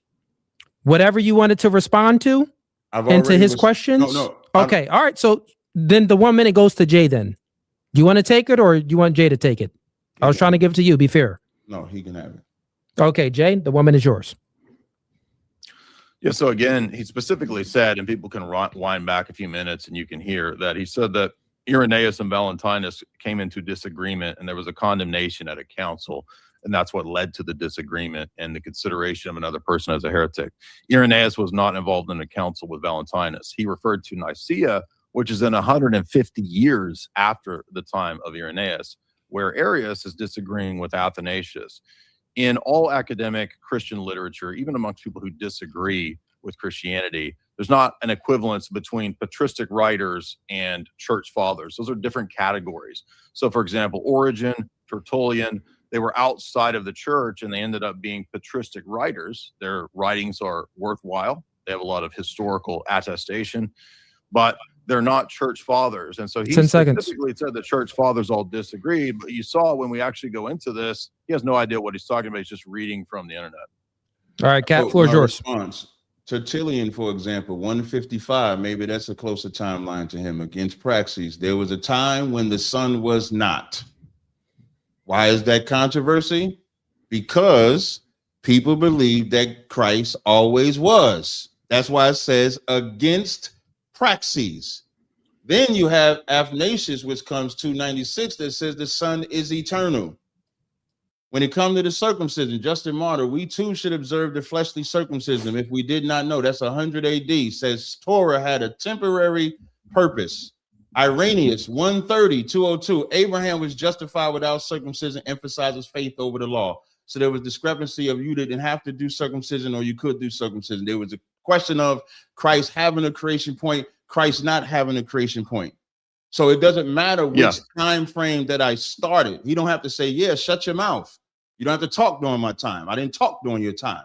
There's only one professional here. So now, it doesn't matter what year. It doesn't matter what year. Cap, time up, man. You use your time. When he went over Just the let him time, reply. this whole debate, when he went over the time, you gave him extra seconds. Even Okay, go ahead. Land your plane. Even when I spoke, you said, "Hey, Cap, let's let him end his plane." Oh but my you God, won't dude, let me quit land my whining, plane. I'll let you do it as well, Cap. But go ahead, land your plane. It's I fine. had to say something to let me do it because your values too. So now you the bitch. Now we calling each other bitches. You the bitch. I said you're whining and bitching. You're a bitch though. Like Okay, you're fine. the one that's Cool. unprofessional. You ready for you ready to get refuted? As I was closing out, You ready to get refuted? it doesn't matter what year I use. The point is, who they call the church fathers did not agree on everything. That's a fact. And I gave sources that's closer to his timeline. Yeah, let's go into the first source. How long does he get the hot seat? When is it my turn for the hot seat? Dude, stop bitching about my time. So, Cap, remember we started with you doing the interrogation, but you said you didn't need long, and you stopped your interrogation very quick. All I asked was how long. I'm just asking how long. Can we go through this? He mentioned I against did not say it had to stop. Asking how long does not mean I wanted to stop. I'm trying to get a time frame. Okay, how got long? it. Okay, well, he got 1 minute right now. Are you able to? The floor is 1 minute. Jay, go ahead. Are you able to pull up anything? Because he referenced a text that's important. You asking me that? No. Cooley, are you able to pull up anything, or is that? Yeah, I can pull up some stuff for sure. Okay, so this link that I put in the private chat there, he mentioned against Praxeus. All right. Okay, so you'll look at chapter 2. Well, you pull up that page and you scroll down to chapter 2. He gave the impression that Tertullian was teaching the Arian view, which is a misquotation because Tertullian teaches, what is that in chapter 2? Can you see that? What's the title of chapter 2 right there? I'll go ahead and pull it up. See, I've actually read these books. He hasn't read these books. Chapter 2 says, in against Praxeus, scroll down a little bit. Yep. Let's just read this title. Chapter 2, the Catholic doctrine of the Trinity and Unity, sometimes called the divine economy or the dispensation of the personal relations of the Godhead. So notice this is 150 AD, which he tried to misquote as a reference to Arianism. He doesn't even know that this book is a refutation of the modalist position, which is his Unitarian position. And he calls Praxeus the modalist who believes that there's only one person in the Godhead, a heretic. The very book that this idiot is citing from is a defense of the Trinity, the Catholic doctrine of the Trinity in 150 AD, which is what he cited. So this actually refutes everything that he was arguing. He doesn't even know the sources. All right, Jay, that's your time. And Cap, if you need me to pull up anything, I will. There's a saying, I rarely shout this man out, but Garfield said you die on your source. I didn't bring this up to say whether they believed in Trinity or not. I brought it up for that. Again, the dumbass is talking while I'm talking. And again, the moderator says nothing. You are supposed to shut your fucking mouth. Go ahead, Jay. Let him get it for the minute. Go ahead, Cap. Mouth. Cap, you got the minute, man. It's yours, man. Go ahead. Don't say Cap, because you ain't saying nothing. The 2 times he interrupted, I have not interrupted him. So I can tell him to shut the fuck up. That's what I got you, Cap. I'm just running the time. I paused it, but go ahead. Continue. On your source. This wasn't about the Trinity. This is about the divinity of Christ. So when it says there was a time when the Son was not, and then he mentioned Arianism, which lets you know that there was a set of people that did not believe that Jesus was divine. They believed that he was the physical Son of God that became divine when he ascended. So now that's another disagreement, which is my point. But you would not see the apostles disagreeing like that. But you will see them disagreeing like that. So you had some of the church fathers that said Christ had a creation point. You had some that said he did not. That's what I said. I didn't say whether they believed he was God, whether they believed in the Trinity. My argument was only that they disagreed on if Christ was created or not. So your source does not help you. It hurts you because it shows how stupid you are, because I was not talking about Trinity. We can talk about it if you want. I'm done. All right. Yeah. Go ahead, Again, this is a fundamentally stupid person. I specifically said that it was ironic that you brought this up because it's a document written against both errors of the Paul of Samosata view that Christ was a mere creature. This is before Arianism. It's what would become Arianism. And he's mainly focused on Praxeas and his Sabellianism. So it shows that the Trinity doctrine was taught right here in chapter 2, clear as day. He doesn't teach the Son is a mere creature if he teaches the Trinity, you idiot. That's the whole point of chapter 2. So you're a blasphemer and a dumb person who can't understand grammar and doesn't even know the writings that he's sourcing. So when you read this writing, this is a early reference to the multiplicity in the Godhead and the unity of the Godhead. That's a refutation of both the Arian, or what would become the Arian position, and the Sabellian position. That's what I said. You haven't actually read this because Tertullian consistently defends the deity of the person of Christ. When the church fathers, not heretics, not the time, Jay, time. When they you can finish the last sentence. I'll do the same thing for Cap. When they speak of Christ's human nature being created, that's his human nature, not his divine personhood. It's a both and, like Romans 1 says.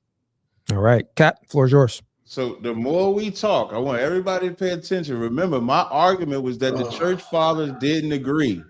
And the more we talk, the more because he want to make it seem like he reads everything, the more he tells y'all more people that didn't agree, more people that didn't get along, more people that disagreed on the divinity of Christ, this come, that come, which was my point.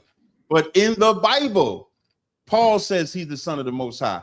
Peter says he's the Son of the Most High. The demons say he's the Son of the Most High. Christ says he has a God in the Bible. So I would never believe the church fathers. Christ said, I go to my God and your God. I go to my Father and your Father. So how can Christ be God if he got a God that he's going to? Christ in John 17:3 says that they might know the one true God, the Father, and the Son whom he sent. So the superiority is the Bible. The church fathers is ass. They are trash. They are nothing because they blaspheme every time they make Jesus the Most High God. You good? Want to finish your sentence? Go ahead, man. No, that was good right there. You're good? Okay. Jay? Yeah, I think he thinks that yelling and acting like a preacher is the same thing as a debate. And so he doesn't understand internal critiques. He doesn't understand when I'm showing his position to be inconsistent from his own dumb argumentation. So again, as I said, when I asked him earlier, which he blew past, he never even attempted a response. I specifically said to him, we don't know the pedigree of who Matthew was of the Gospel of Matthew. And I can undercut this whole thing to point out that, guess what? The church fathers are the one that put the Bible together. The canon of scripture that you have comes from the oral tradition that he referred to of the church fathers, together with the liturgical practice of the lectionaries in the early apostolic sees. There's no way to actually know that Paul wrote Paul's epistles, the Paul the apostle, or that Matthew the disciple wrote the Gospel of Matthew, apart from the patristic church father tradition. Even Protestant scholars like F.F. Bruce or Lee McDonald all admit that you have to have this oral tradition that comes from the church fathers and the apostolic succession in the important bishoprics and sees. And so I ask him again, how do you know that you have the right canon of scripture, given that the church fathers put the Bible together? Thank you. One thing we finding out, it don't matter if we know or don't know who put the Bible together. What we do know is that, and this is a dumbass. That's a dumbass right there. But what we do know, it don't matter. The church fathers don't understand the Bible. That we do know. In Daniel 7:9, it says, I beheld till the thrones were cast down and the Ancient of Days did sit. No answer. Whose garment was white as snow. Then it says in verse 13, the Son of Man is coming to the Ancient of Days. So when they say that Jesus is God or Jesus is the Most High, if the Ancient of Days is the Most High and the Son of Man is being presented, there is no verse that calls Christ the Ancient of Days. So that means that there's a time, again, dumb nigga talking. Moderator. Look at dumb nigga talking. Look at the dumbass talking. Look at the dumbass talking.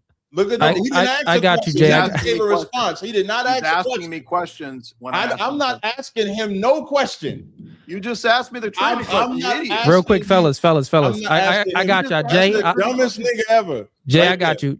Jay, just let him, because it's still being timed. Once we get to the time, Jay, go ahead and do your thing. Because hold on, but Three times in a row, he could not handle the time. Is the question, Three times in a it row, was- this white man asked for it was time and question- could not handle it. So I asked you a Cap, real quick. He did ask a question. You did not answer the question, so he was looking for the answer to the question within the 1 minute time. But it's fine. What we can do is, Cap, I'm going to go ahead and give the floor to you so you can finish responding. And then after that, let's open it up, because I do think that the audience wants to hear the back and forth and wants to hear both of you ask one another questions and actually answer the questions. So, Cap, you actually had only 10 seconds left, but I'll give you an extra 30 seconds. Do your thing, bro. No, I appreciate it, man. That time. So if the Ancient of Days is there before the Son of Man, then that means the Ancient of Days existed outside of the Son of Man. So Jesus can't be that God. If in Revelation, the 5th chapter, we see that same Most High sitting on the throne, and then the Lamb who's from the tribe of Judah being presented before that throne, he can't be that God. In Revelation, the 3rd chapter and the 12th verse, this is what Christ said, and I landed right here. I might go a little bit past the time. Him that overcometh will I make a pillar in the temple of my God. This Jesus talking. And he shall go no more out. And I will write upon the name of my God and the name of the city of my God, which is New Jerusalem, which come down out of heaven from my God. In that one verse, Christ said he had a God 4 times. So he cannot be that God if he has that God. All right, got it. Time. And Cap, I gave you an extra 20 minutes there, but totally cool, seconds. man. Jay, I said 20 seconds. I mean, Jay, floor is yours. I know you wanted to ask him some questions and get some answers to the questions that you asked. So go ahead.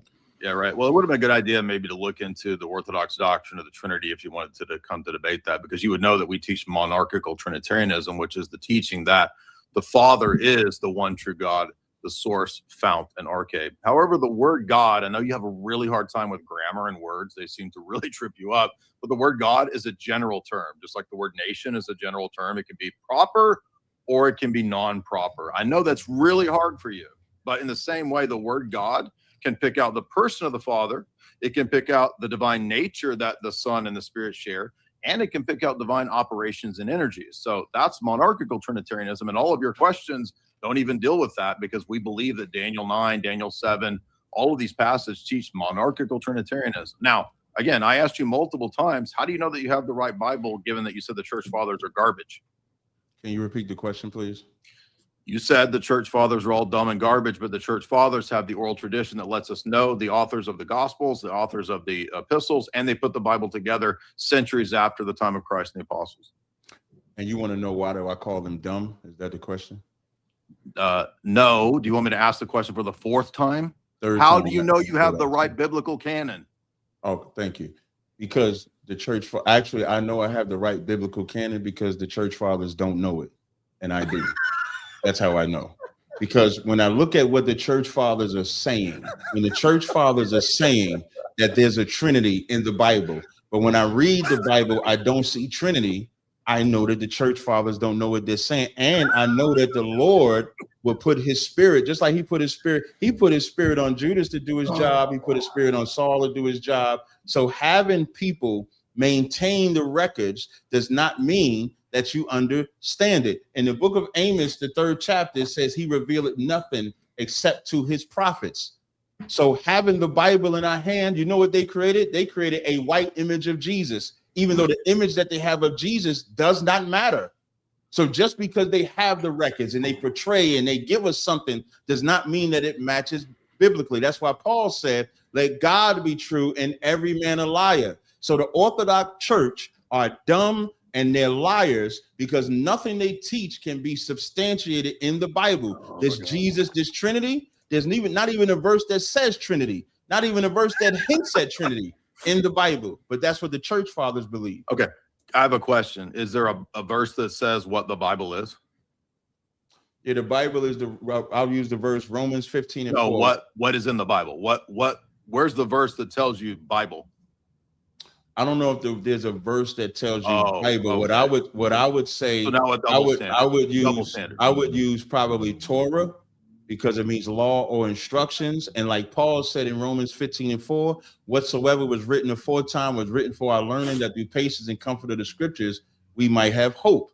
But that understanding, even Christ said, I'm glad that he kept this from the wise and prudent and gave it unto babes. Why did that matter? Okay. Because even the Pharisees during Christ's time didn't understand it. Even Peter, when Peter was speaking and they saw the boldness of Peter, they knew that he rode with Christ. And what did they call them? Wait, what did they call them? Next question. They called them unlearned men. Filibustering. Even though they were called, that's not unlearned, that's in the Bible. Even though they were called unlearned men, they had the Holy Spirit with them. They had Christ with them. They had the power to heal. They had the power to take life. They had all of that. It's not sermon Even time. though they were called this unlearned. is not an answer to the question. So the church fathers are dumb, and you're dumb. We know you think that. You're dumb. That's why you didn't answer. I'm dumb, right? That's why. It's funny because you don't respond to anything. That's why you can't answer a dumb person's question. How dumb does that make you? I answered the question. You said, how do they keep the record? And I asked it. I answered it. I have a question. Don't get mad you didn't like the answer. Can you restate what my argument was about the canon? Your argument was, how can the Orthodox be dumb when they the ones that retained and restored the canon, gave identity to like Matthew, Mark, Luke, and John, because they didn't have an author. So how do I know that the canon that I read is the what is your answer? canon? Right. What's your answer? And my answer was them teaching what they teach, and then me reading the Bible lets me know that the Bible is true. That was my answer. And then you chuckled at it because you said, how could that be? I'm asking how you know you have the right Bible. Because y'all don't teach it right. I just answered that, and then you laughed like you laughing now. And then I went into the Bible and I said, again, you don't. So how do you know that you don't have the wrong Bible? And the first thing I said was, how do you know that you don't have the right Bible? No, I know that I have the right Bible. How? Because here's maybe you'll understand this. How? When you go, I'm about to tell you. So when you go into the Hebrew or Greek that it was originally written, you don't know those languages. And then compare it. You don't know those languages. Can you speak Hebrew? I didn't claim to. You did. Wait, speak Hebrew. I don't claim to. So why did you say I don't know the language if your dumb ass? See, that's how you know you fucking stupid. You don't know English grammar. I would have been impressed if you don't know Greek. English grammar. I would have been impressed because if you don't know English or Hebrew. Grammar. Even I can say Shema Yasha'Allah Yahweh Allah Hayanawa Yahweh Akkad. That's not speaking Hebrew. That's a memorized phrase. I just gave the credo. Hear, O Israel, the Lord our God is one. Even I can speak. That just backfired on your dumb ass. That's how you know you're a dumbass nigga. That's how you know. A con man. Because you can't even speak the language that you telling me I can't speak.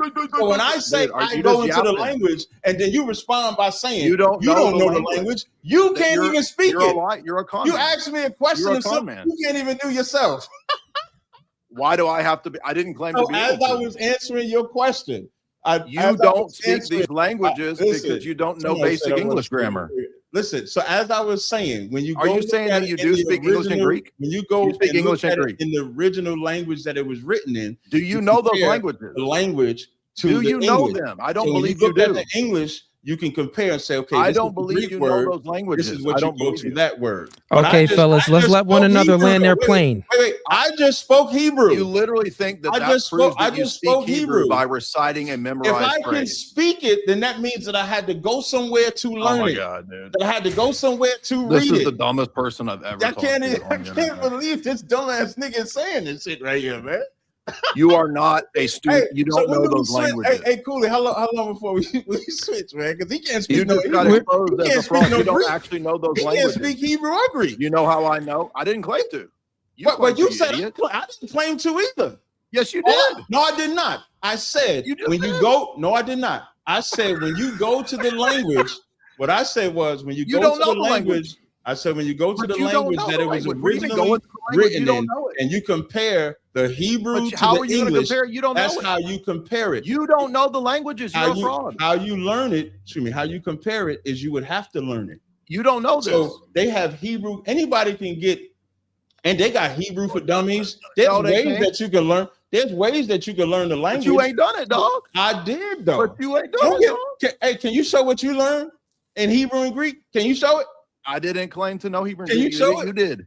I never claimed it. I said if you go look it up. I don't know Spanish like that. I don't know Dude, Spanish like you that. But if contradict somebody yourself give me something from in one minute Spanish, to the I'm next. gonna go compare it to the English and back and forth and make a comparative That analysis. doesn't mean that you so know if the it's language. Hebrew, You said you so did if a I minute have, ago. so right now, if I have Amos in front of me, and this You is are the the good thing lowest about IQ apps person like I've ever Eastward. debated. If you This go is to the an app like dumbest Eastward, person I've when you ever go to debated. Your words here, continue All right, it'll all show right, you fellas. the word there. I'll let that rock.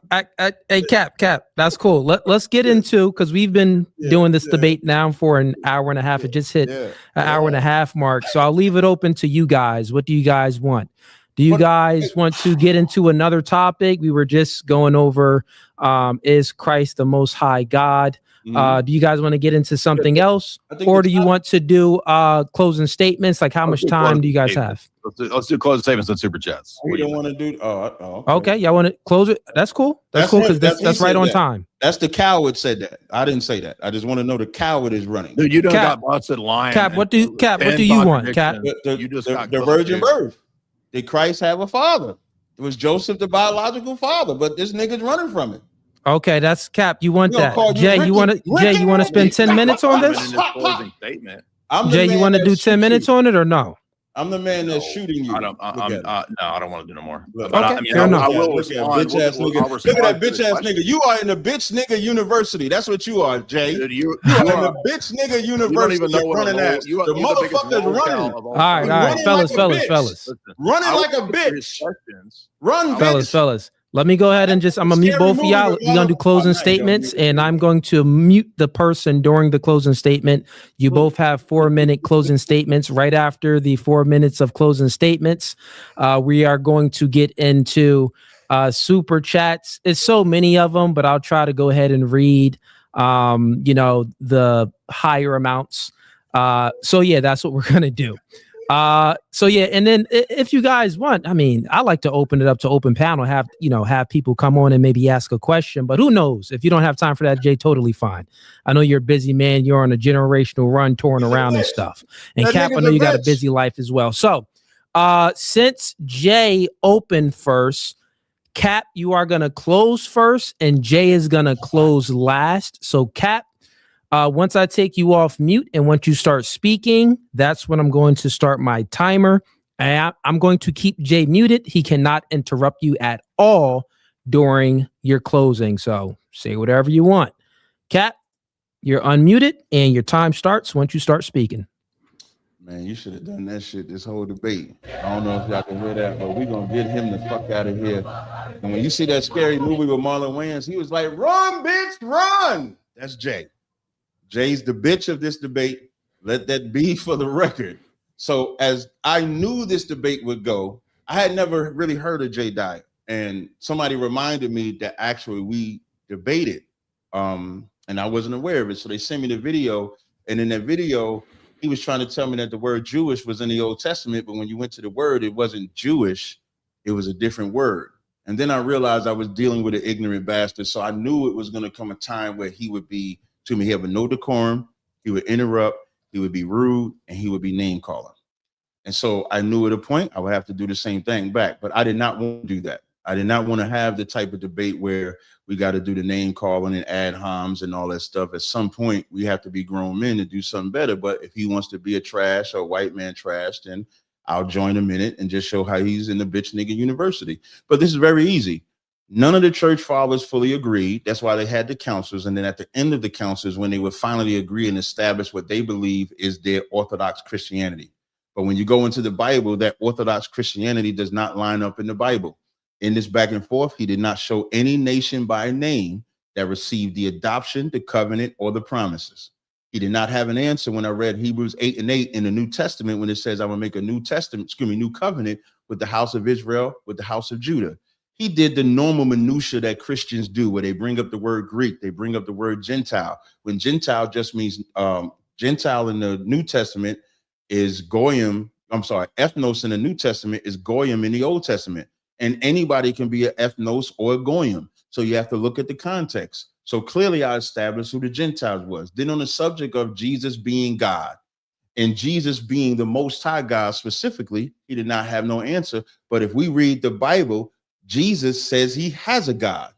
Jesus said he's going to give you the name of his God, the temple of his God, the city of his God. So if Jesus has no problem acknowledging the God that he has, then we should not be trying to put Jesus on the level of that God, because it's disrespectful to him, especially when we could read in the Bible where God made Moses a God in Exodus, the 7th chapter, in Psalms 82:6, when it says ye are God. So the title of God is never what I'm arguing. What I'm arguing is when people make Jesus the Most High God, because if the Ancient of Days existed when nothing else existed, then that means that there was a time when the Son was not, which is what Tertullian quoted from, whoever he got it from, who cares? So I just wanted to point that out. This was spirited. I gave my audience something that they could enjoy. We knew how Cooley was going to be. We knew Cooley would be biased. Listen, Cooley giving that little face, but Cooley, Cooley is Cooley. Now, I happen to like Cooley, and then I don't like Cooley. I'll be liking Cooley, and I'm like, come on, Cooley. So Cooley was, my audience, y'all give me a scale of 1 to 10 how good Cooley was a moderator. Y'all let me know. But I don't need the whole 4 minutes. I'll land it right there. All right, Cap. All right, Cap. This is not my debate, so I have no rebuttal. I'll let you. It's not my debate, right? We had many debates before, Right, so appreciate it. We'll save that for another time. All right, Jay. Give me 1 second here. Let me restart the timer. And once you start speaking, let me take you off of mute as well. Yeah. Once you start speaking, I'll start. I have a link there too. If you want to pull that bottom link there up just for a second. You want me to pull it up now? If you get a chance, yeah. I'll go ahead and talk, and then I'll go to it when it goes Got up. it. But it refutes what he said. Paul says in Romans 1 that he is an apostle called by Christ to confirm what was taught in the prophets that came before. That's the Old Testament prophets concerning the Son, Jesus Christ our Lord, who is born of the flesh according to the seed of David. That's his human nature. But was declared Son of God according to the Spirit of holiness. So to be a son of God means that you have the nature of your father. I have a son. That means he's going to have my nature, human nature. So Jesus being of his human nature of the flesh, it's not a contradiction with him being also of his divinity, the son of his father, according to eternal generation, which is described in John chapter 1. In fact, he asked for proof of the deity of Christ. Well, it turns out there are in other words, in every chapter of the book of John, there's a reference either to the deity of Christ or to the Trinity. And I have a whole lecture through the entirety of the Gospel of John on my channel if you're going to go check it out. But if you look at that link, you'll see right there. Let me share it again. Yeah, underneath that link there. Again, this is an illiterate person. And so when we go to actual Hebrew Blue Letter Bible Strong's Dictionaries H3064, which talks about the word Yehudi or Yehudite, which is where we get the word Jew, you will see that in Zechariah 8:23, Jeremiah 43, Esther 2, etc., there are multiple references there to the word Yehudite, which is where we get the word Jew. Jesus says in John 4, salvation is of the Jews. Again, refuting what this person said, who's fundamentally illiterate, just like he didn't even understand the self-own when he admitted in his talk that Moses is called a God. Yeah, that means that the word God can refer to different things. That's exactly what I argued. So Jesus having a God means that the Father is his God. That's monarchical Trinitarianism. That's our position. But that's also an explanation as to why there are so many passages in the Old and New Testament referring to the Son as divine, the one who appeared to Moses, the one who appeared to Hagar, who Hagar saw God face to face. Well, Jesus says that no one sees the Father. So who was the God that appeared in the Old Testament in all those theophanies? It has to be the Son. And in fact, in John 5-9, Jesus identifies himself as the Son of God, the God that appeared in the Old Testament. That's why the Jews want to stone him. So this idiot doesn't even understand grammar and that the word nation can refer to a proper noun like Israel, a specific nation, or something general like the nations in general.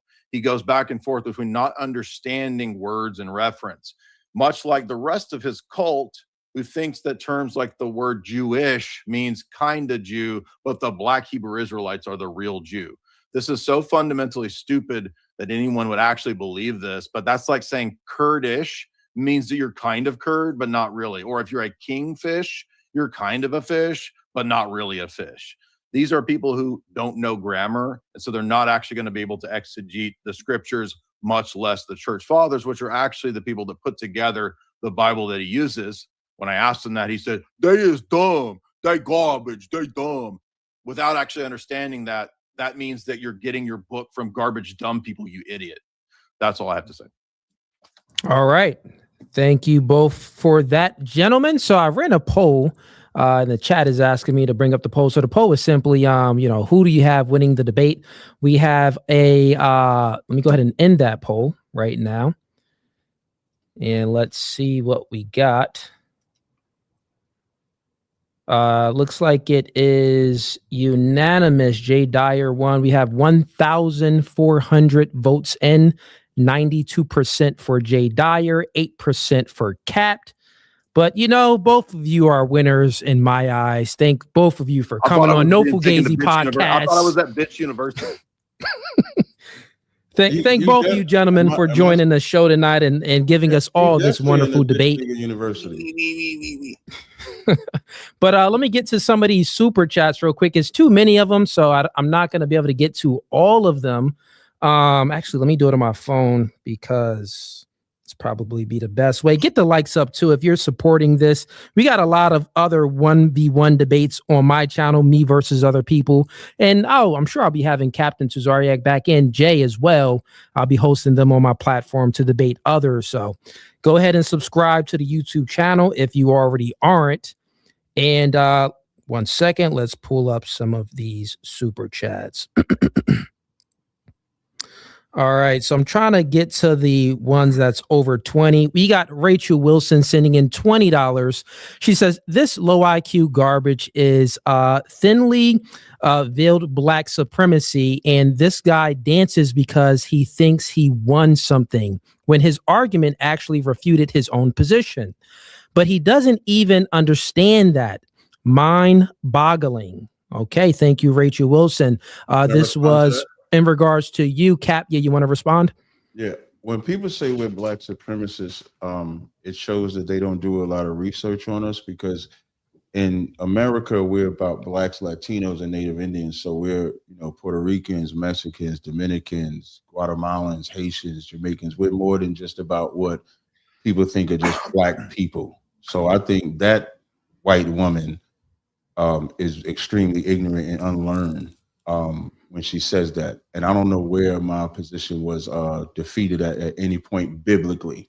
I can't help with people's emotions, but biblically, none of my positions were defeated. I land there. Fair enough. All right, we got Ortho Joe sending in $50. I appreciate the support, man. He says, I'll be laughing at Jay the Queen Dive roast of this guy forever. So here's a super chat as a thank you. All right, man. Appreciate the support. Who else we got in here for the, and I appreciate all the ones that's that's $5 and $2 and stuff. I appreciate all of those, but I'm only trying to read the bigger chats since we've been already over the time. I'll read some of the $10 ones as well. Let's see here. We got BB sends in $10. Not sure what currency that is, but he says 3K watching, 330 likes. Hit the like button and subscribe. No Fugazi podcast. Do that for me, man. No Fugazi. All right, we got Hey Dean says, I'll pay Cap $100 to take an IQ test live. Okay, Cap, you want to respond to that? No, the Bible says, if any man be ignorant, let him be ignorant. $100 would definitely not be enough for me to play puppet for you. I'm not a broke person. Fair enough. We got BK Finest says, Cooley, shout out to you. Cap can't debate, only preach false doctrine. Want to reply, Cap? No, well, I expect this from your audience, but nobody can refute what I said in the Bible. I'm people were so emotional because everybody want to believe God loves everybody. If Christ coming back to take crowns, even in Jay's opening statement, when he said the kings was coming to present gifts, he didn't tell you the violence behind it. In Isaiah 60th chapter, it says, the kings shall be thy nursing fathers. So the kings that were once ruling are now going to be the nursing fathers of the children of Israel. So how could that be for everybody? There's going to be one in the heavenly state, one in a punishing state. But the church will have you believe that just God loves everybody, and it's just not true. So I thought violence was bad. You said violence was bad. I don't know why. Again, the bitch nigga. This is why you're in the bitch nigga university. Because you said violence was bad. Now it's good. But violence good or bad? It's not to you. And the white man is the last person that should ask whether violence should be bad or not. I would have not said anything if you could shut your mouth this whole debate. That's all he Even got. as I'm being asked the question. Now, he didn't want to talk about the virgin birth because the bitch ran. But the bitch want to talk while I'm answering the super chat question. I just can't. Let's talk about the virgin. Let's talk about the virgin birth. You said violence was bad. Let's talk about the virgin birth. Let's talk about the virgin birth. Violence was bad. You got time to interrupt, and you got time to talk about the virgin birth, right? All right, Captain J. Captain J. Captain J. All right, let me get to the next super chat. Let me get to the next super chat. And also, while I'm reading these super chats, they may be posed to one of you. If someone's going to respond to it, I'll go ahead and allow, Cap. It's okay if Jay responds as well to you. And if there's a super chat, if there's a super chat directed towards Jay and he responds and you don't like his response, you can go ahead and then make a rebuttal to what he's saying as well. That's totally fine. It's still a debate currently, right? We got Rachel Wilson again. She says, "Hey guys, I can speak Japanese. Watch. Domo arigato, Mr. Roboto. We speak Japanese in she." Fair enough. We got let's see here. We got Yamaha sends in some cash. He says, "This Cap can join the lot with Trump and Brian Shapiro." With T jumping, I think he meant Trump.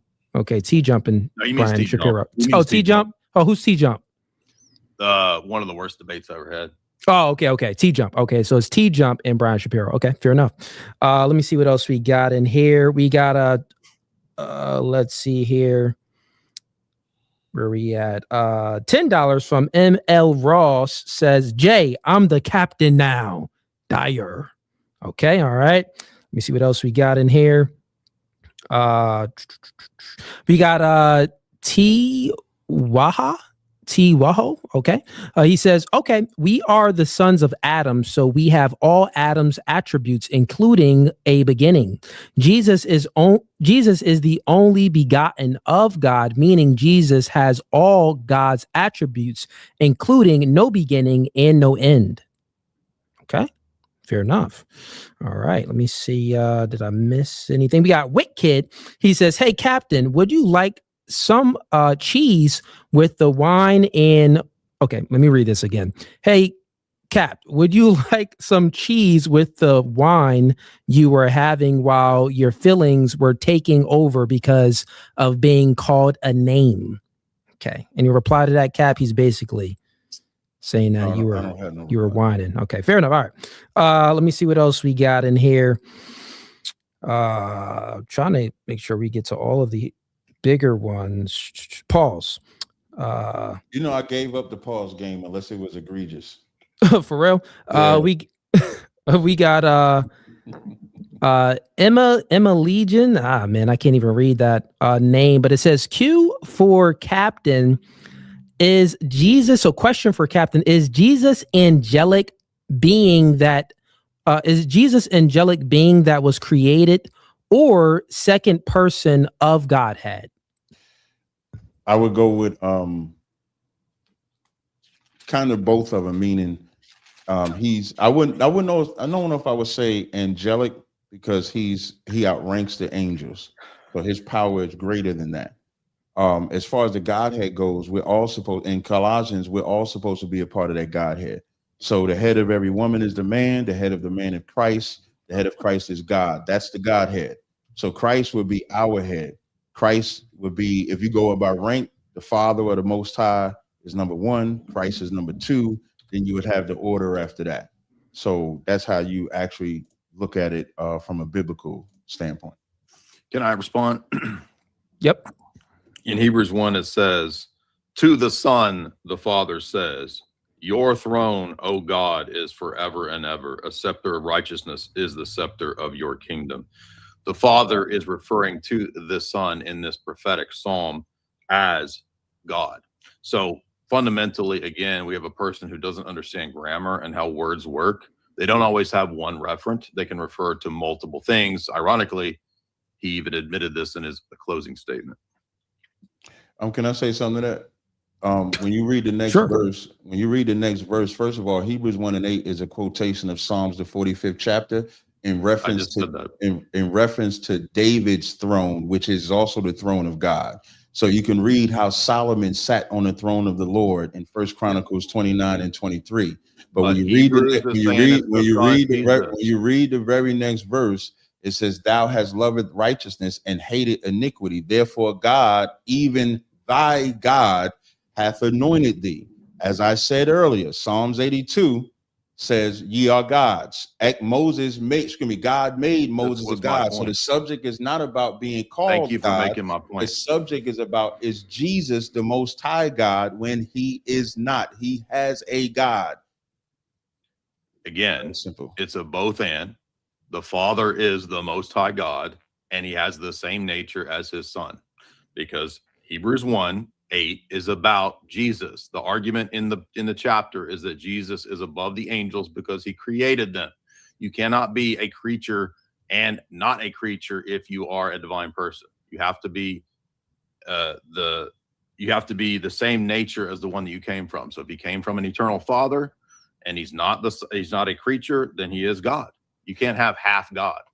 Colossians 1:15 says, "Who is the image of the invisible God, the firstborn of every creature." There is no creation for the Father, but there is a creation for the Son. John 1 describes that as an eternal begetting. He just said, You don't even understand Christ is not created. It says the firstborn of you every understand that creature. Hebrews 1 is arguing God that he's is not created. created. He's a creature. That's why he's the ancient of days. firstborn That the son. Son is not. It doesn't So say you that he's a can't creature say, in it Colossians. says the firstborn of It does not every say he was creature. created in It Colossians. says the he's firstborn of every Father. creature. The Father is not born, right? Of course not. Okay, The then. Son So is. if the Father is That's not what picks him born, out. then that means there's a time when the Son No, it was doesn't. not. No, If the because Son John 1 the Son had to elucidates be that there was born, never right? a time when he was Did not. the Son had to be John born? 1 elucidates Did the Son that have to be Okay. born? It's just a simple question. Did the John Son have, Okay, fellas. I just asked a simple question. Okay, You said yes fellas. or no. Jay, go ahead and answer his question. Is Right, so did the Son you asked have me a question, dude. Captain, Oh, you asked the question. Just let him answer it. Okay. In John 1, we have in the entire chapter a discussion of what it means to be the firstborn, what it means to be the eternally begotten Son. You cannot have a time where you come to be if you are forever in the bosom of the Father, eternally begotten. So when you read John 1, is this guy possessed? Like, what are you even laughing Is the at? Son born? If the Son is born and the Father is not born, then there's a time when it was the Father without the Son because the Son was born. That's eternal common begetting. sense. In John 1, it's an eternal begetting. It doesn't say eternal begetting. It doesn't say eternal begetting. Yes, it does. Where? Yes, it does. Where? Because in John 1:1 that you referenced, it says in the beginning. I'm talking about after that. If you get later in the chapter. Yeah, let me see. 14 says, "And the Word was made flesh and dwelt among us, as we beheld the glory as the only begotten of the Father, full of grace." Right there. Right, but saying always in the bosom of the Father. It says we beheld the glory Who of was always in the bosom of the Father. Where does it say the bosom? There's no such thing as a created God. Where does you it think say created God? Where does we say it? Okay, when God made Moses a God, didn't he create a God? Bah! The word God. Exodus 71. God said to Moses, "Behold, I have made thee a God." You are an idiot. I've been telling you that's my point this whole time. Did God create a God? The word God has multiple references. I've been telling you this whole time. You're telling me God can create a God? And I just gave a verse that God created a God. I'm explaining it to you. Cap, that's equivocation, Cap. It's equivocation because why are you helping him with equivocation? Well, it's not a help. I'm trying to bridge the gap of the confusion. Bridging of no gap. He said God can't be created. Can you tell me what equivocation There was means? a time when the Father was and the Son. I don't know the definition. There's a time when the Father was and the Son. You don't know grammar. What I do know is that it says Christ is the firstborn of all creation. So out of all the creation of the Father, so out of all the creation of the Father, the Son is the first. Christ is the first. But the Father John 1 is a further there's a time that the Father was not. Good God, dude. Okay, Cap. We can stop. No, you're good, Cap. No, you're good. And I think this conversation currently right here that's happening is very important. So no, it's very important. So Cap, equivocation just simply means that, you know, you're using the word God. You were speaking about one meaning of the word God, but then the reference that you made was a different meaning for God. Well, like, of course, God isn't making Moses a God like himself. So go ahead, Okay, Jay. so now, wait. If I could just Can I answer his question? Yeah. Let's I just want to respond. Let's have Jay answer. No, that's not fair. Because you can respond to me. I was just explaining what it meant. Thank you, I appreciate it. How you would be better at this? When you say, how you would be better at this? If I just want to respond to Cooley first, then you I'm can gonna say help you out. Wait, you can say that later. Let me just respond to Cooley. I was not making that equivocation. Because even when y'all call it an equivocation, that's under y'all's assumption. Okay, guys. I don't believe that Christ was created as the Most High. You didn't even know what the word meant, dude. So when I make the Cap, let's yield the floor to Jay so he can go ahead and respond. But you said I Let me tell you something. I've been debating for 25 years. You said I could respond to you. You are your own. Cap, it was Jay's time to just give a reply, and then I'll give it right back to you. But you did just say I could respond. I know. I thought you were finished. Are you done responding to me or no? No, it's not, because he keeps Okay, I'm sorry. Okay, cool. You know what, Cap?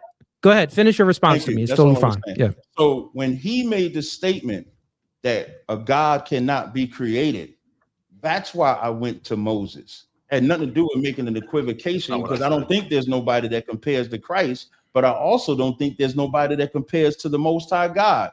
Y'all believe that. So I wasn't making an equivocation. I was just showing him that God created a God. Psalms 82:6, ye are gods. God has created God, so he can't use that argument. I'm done now. Okay. Yeah. I'm not in the debate, Cap. I'm just literally telling you what happened. That is equivocation, but let's just have Jay reply. Go ahead, Jay. What I argued was that a son comes from a father with the same nature. And so if you call the Son of God the Son of the Father, and he's eternally begotten, as I'm arguing John 1 says, then he cannot be a created God on that definition. Because if you have the same nature, if you come from, you have the same nature as your dad, so you come from him, you share that human nature.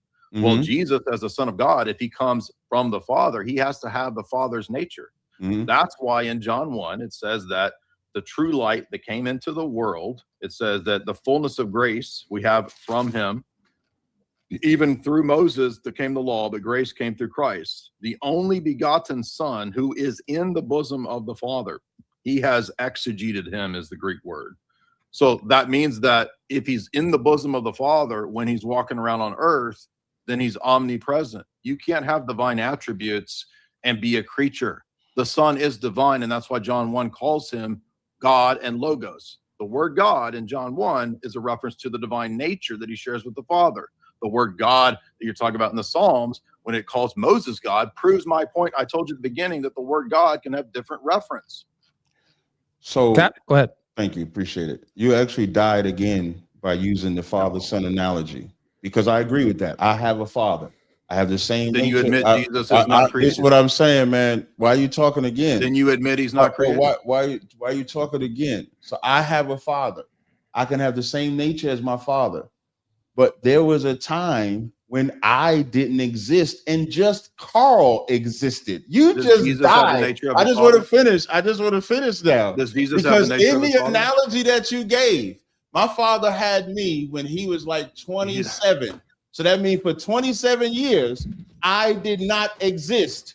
You're a creature, you idiot. It's an analogy. And then my father, bro, you can't. You're 78 IQ max. 78 IQ max. And then my father impregnated my mother, and then I was born. I don't need a biology lesson, you idiot. You understand? You're the only idiot. I don't know why you would use I don't know why you would use me having. You don't even know what an analogy is. Because that's the analogy. Point. What is an analogy? My point is, what's an analogy? There's a time when the Father existed and not the Son. Your counter to my argument was to say that I have a father and I have the same nature as my father. Does Jesus have the Father's nature? I agree. Does Jesus have his father's nature? My argument was not that Christ did not have the same nature. Have his father's my argument was that the Father existed without the Son. And your analogy just proved. So now my question to you: does he have the Father's nature? Did my father exist without me? You're a creature. It's an analogy. So then that's true. It's an analogy. So if Christ is the firstborn of every creature, and he's a creature, then that means that it says Colossians 1. John 1 shows he's not a creature. Colossians 1 says, who is the image of the invisible God, the first. So he's not a creature. It says, does he have his father's nature? Does it call him the firstborn of every creature? Father's nature? No. Does it call him? So you won't answer. I never argued. He doesn't. You won't have answer because it's refutes you. No problem. He has. Does he have his father's nature? I'm going to answer the question. Does he have his father's nature? Why you keep saying I'm going to answer? Okay, Jay, let him give him a chance to reply. Go ahead. He's not going to answer it. I am going to answer it. I said he has his father's nature. But so he's not not the argument. The father's nature. I answered your question. You just refused yourself. I answered your question. Does Colossians 1 and 15? Is the Father uncreated? No, you can't ask. I asked my question first. So does Colossians 1 and 15 call you just him? owned yourself. Does Colossians 1 and 15 call him the firstborn? Why you can't answer the question? Because you admitted Colossians 1 and 15 call him the firstborn? You admitted he has his father's nature. The Father's uncreated. Can you answer that question? Now, cool. You're not gonna make him answer. Okay, my question? I got you. Yep. Real quick. I think this is very important, Captain. I'm gonna let you fully get everything out. Jay asked the question. No. Jay asked the question. You did answer it, but then Jay asked a follow-up question. What's your answer to that follow? Jay, can you repeat that follow-up question? You admitted that he has his father's nature. The father's uncreated. You just owned yourself. He didn't. You say you didn't ask a question, so now go. He didn't answer. He just said, "I just own myself." Does he? If he has the father's nature, then is he not uncreated because the father's nature is uncreated? No, that's not true. Because even in the answer that I'm going to answer. So even in the analogy that you gave, my father created me.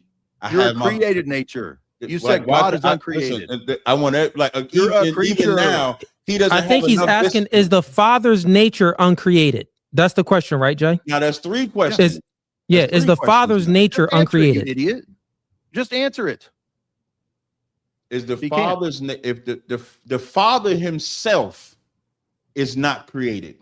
For the record, thank there's you. Nothing and you about said Jesus has his nature. Nothing about the father. You said the son has his nature. There's nothing about the father that is created. That's why he's called. And you said the son has the nature. You just as he's called the Ancient of Days. So now I want to ask him two questions since he already asked me three. Cooley, you're done. He asked me three. I just want to ask him two. You admitted he has the same nature. You idiot. Okay, Jay, let him go ahead and get his off real quick. Go ahead, Cap. And then we're gonna finish up with the super chats. Go ahead. He just goes Colossians 1 and 15. Does it call Christ a creature? Yes or no? No. For Colossians 1 and 15 says, you just admitted he's not a creature, you idiot. So who is you admitted he's not a creature? So once again, the Bible you admitted he's not a creature, dummy. Who is the image of the invisible God? You just admitted he's not a creature, dummy. I got three questions too now, Cooley, because I didn't expect to have follow up. So I do have three, like he had three. Hey, Jay, just let him let him ask his questions real quick, Jay. He just refuted himself. I know, but Jay, just give him the time to let him ask his questions, and then you just give your answers to it. Go ahead, Cap. That is the same nature. Who is the image of the invisible God? Is that not Christ? Yes or no? Thus he's eternally. Right. So I want my audience to know before I ask my third and final question. I want the audience to understand.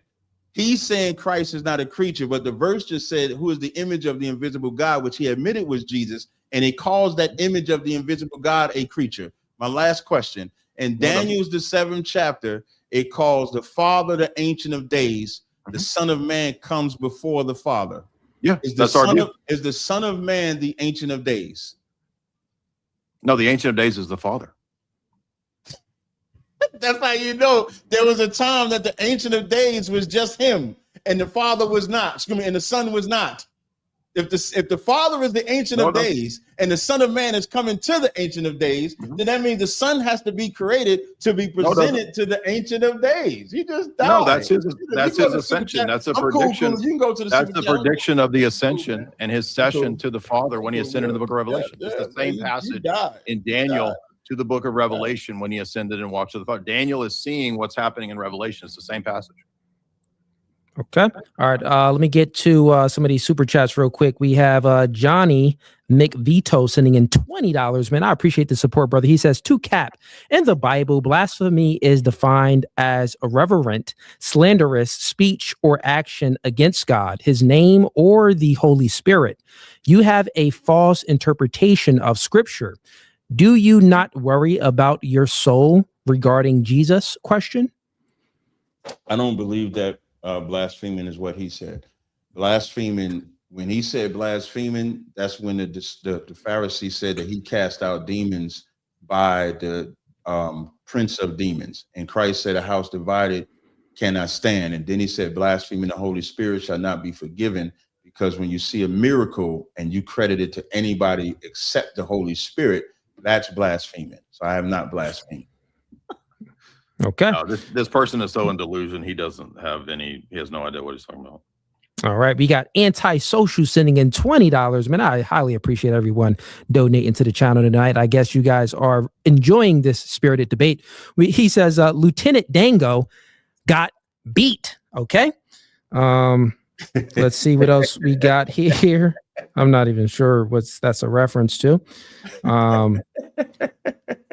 We got Grits Carlton sends in $20. Appreciate the support, man. He says, Cap, to help you understand with an analogy, Cooley is properly black. You are generally black. Okay, fair enough. All right. You want to reply to that, Cap? All right. Let's see. All right, man. I think we appreciate all of the support, but we're getting a lot of super chats that's under 20. They're popping up. So, hey, man, fellas, I do appreciate both of you for coming out and joining us all, thousands of people that's watching this in this debate. And yeah, man, until next time. Go ahead and subscribe to Jay Dyer. He's tagged. Go ahead and subscribe to Captain Tazaryach. He's also tagged. If you went ahead and you like Captain's position, give him a follow. Subscribe to him. If you like Jay, go ahead, give him a follow. Subscribe to him. But without further ado, this podcast is No Fugazi, and peace. We are out. No fugazi. Fugazi.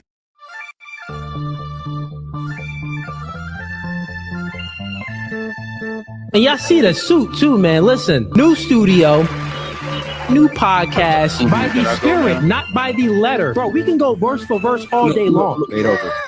Doing new things, are okay with understanding the reality that we are in competition with one another. But you ladies think that you're special. We are in competition. Men are men of their word. So here's my word. I'll fly you out here and we can do it in person. And after that, we can box. I'm about my business. So remember, I said, when I ask you these questions, I will dismantle your entire argument. That's the end of the debate, my dog. I'm 39, but I don't look your typical 39. Belly. Yeah. You look 39. It's okay, though. That man isn't intimidated by a woman like you. He's annoyed by a woman like you. Because a man doesn't want to date another man. He wants to date a woman.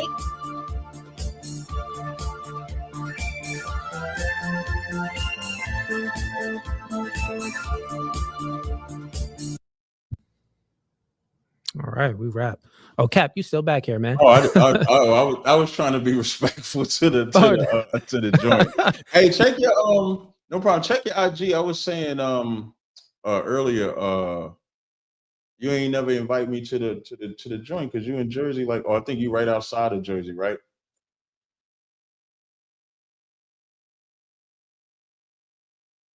Okay, so maybe sometime in April, we can link up in person. I know we spoke about it before, so maybe we can link up in person.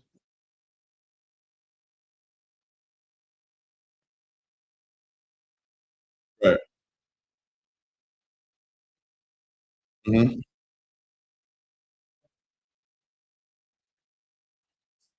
Okay, I thought I had your number because I think we spoke on the phone before. I'm gonna see if I have it or not, and then go from there. But yeah, you said hit your personal page up, so I'll hit that up next time. That's what I'm talking about. Hmm.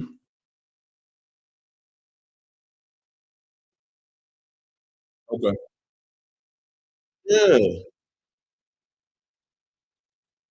Yeah, we agree. Yeah.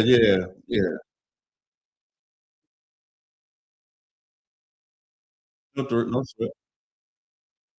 Nah, when you go back and watch it, I think. Yeah, I'm listening.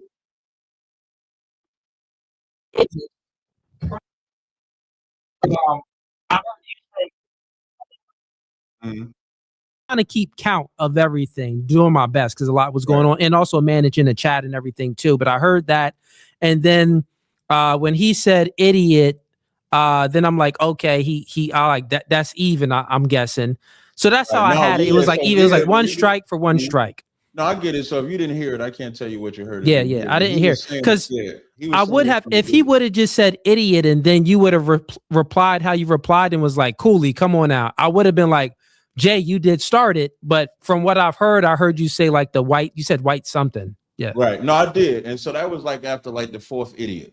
That's all. Okay, yeah. Yeah, I was like, man, god damn, man. So then you know what? I ain't even. But, yeah, but ain't no sweat, man. I do appreciate it, man, and I'm gonna definitely hit you up, and then maybe in April or May we can link up for that because that's a different, So I don't like. I'm going to Vegas Sunday. I'm gonna sit with that cat 607 Unk. So okay. I do yeah. I do stuff outside of that as well. So we could do that. I think that'd be dope.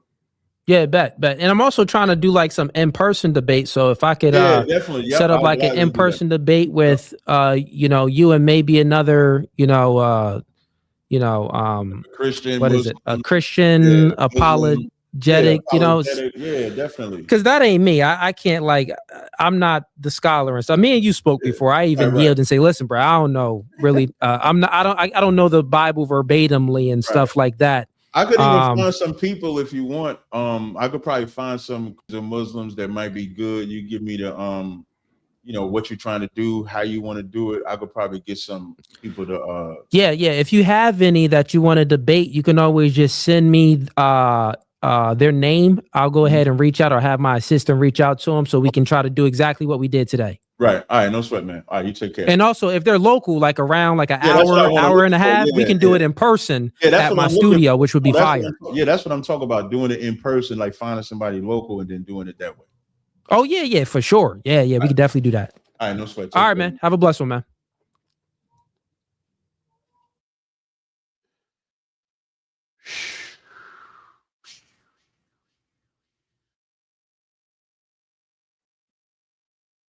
I don't know why. I'm gonna just turn my camera off. I just turned my camera off because I don't know why it's frozen like that, but I believe y'all can hear me. I do appreciate y'all rocking with me. Just so y'all know, when I do these debates, I do this for y'all. I do not understand this super chat though. This super chat that says Cap one. Oh, Cap one. The fact you paid and lied is sad, and you cheat.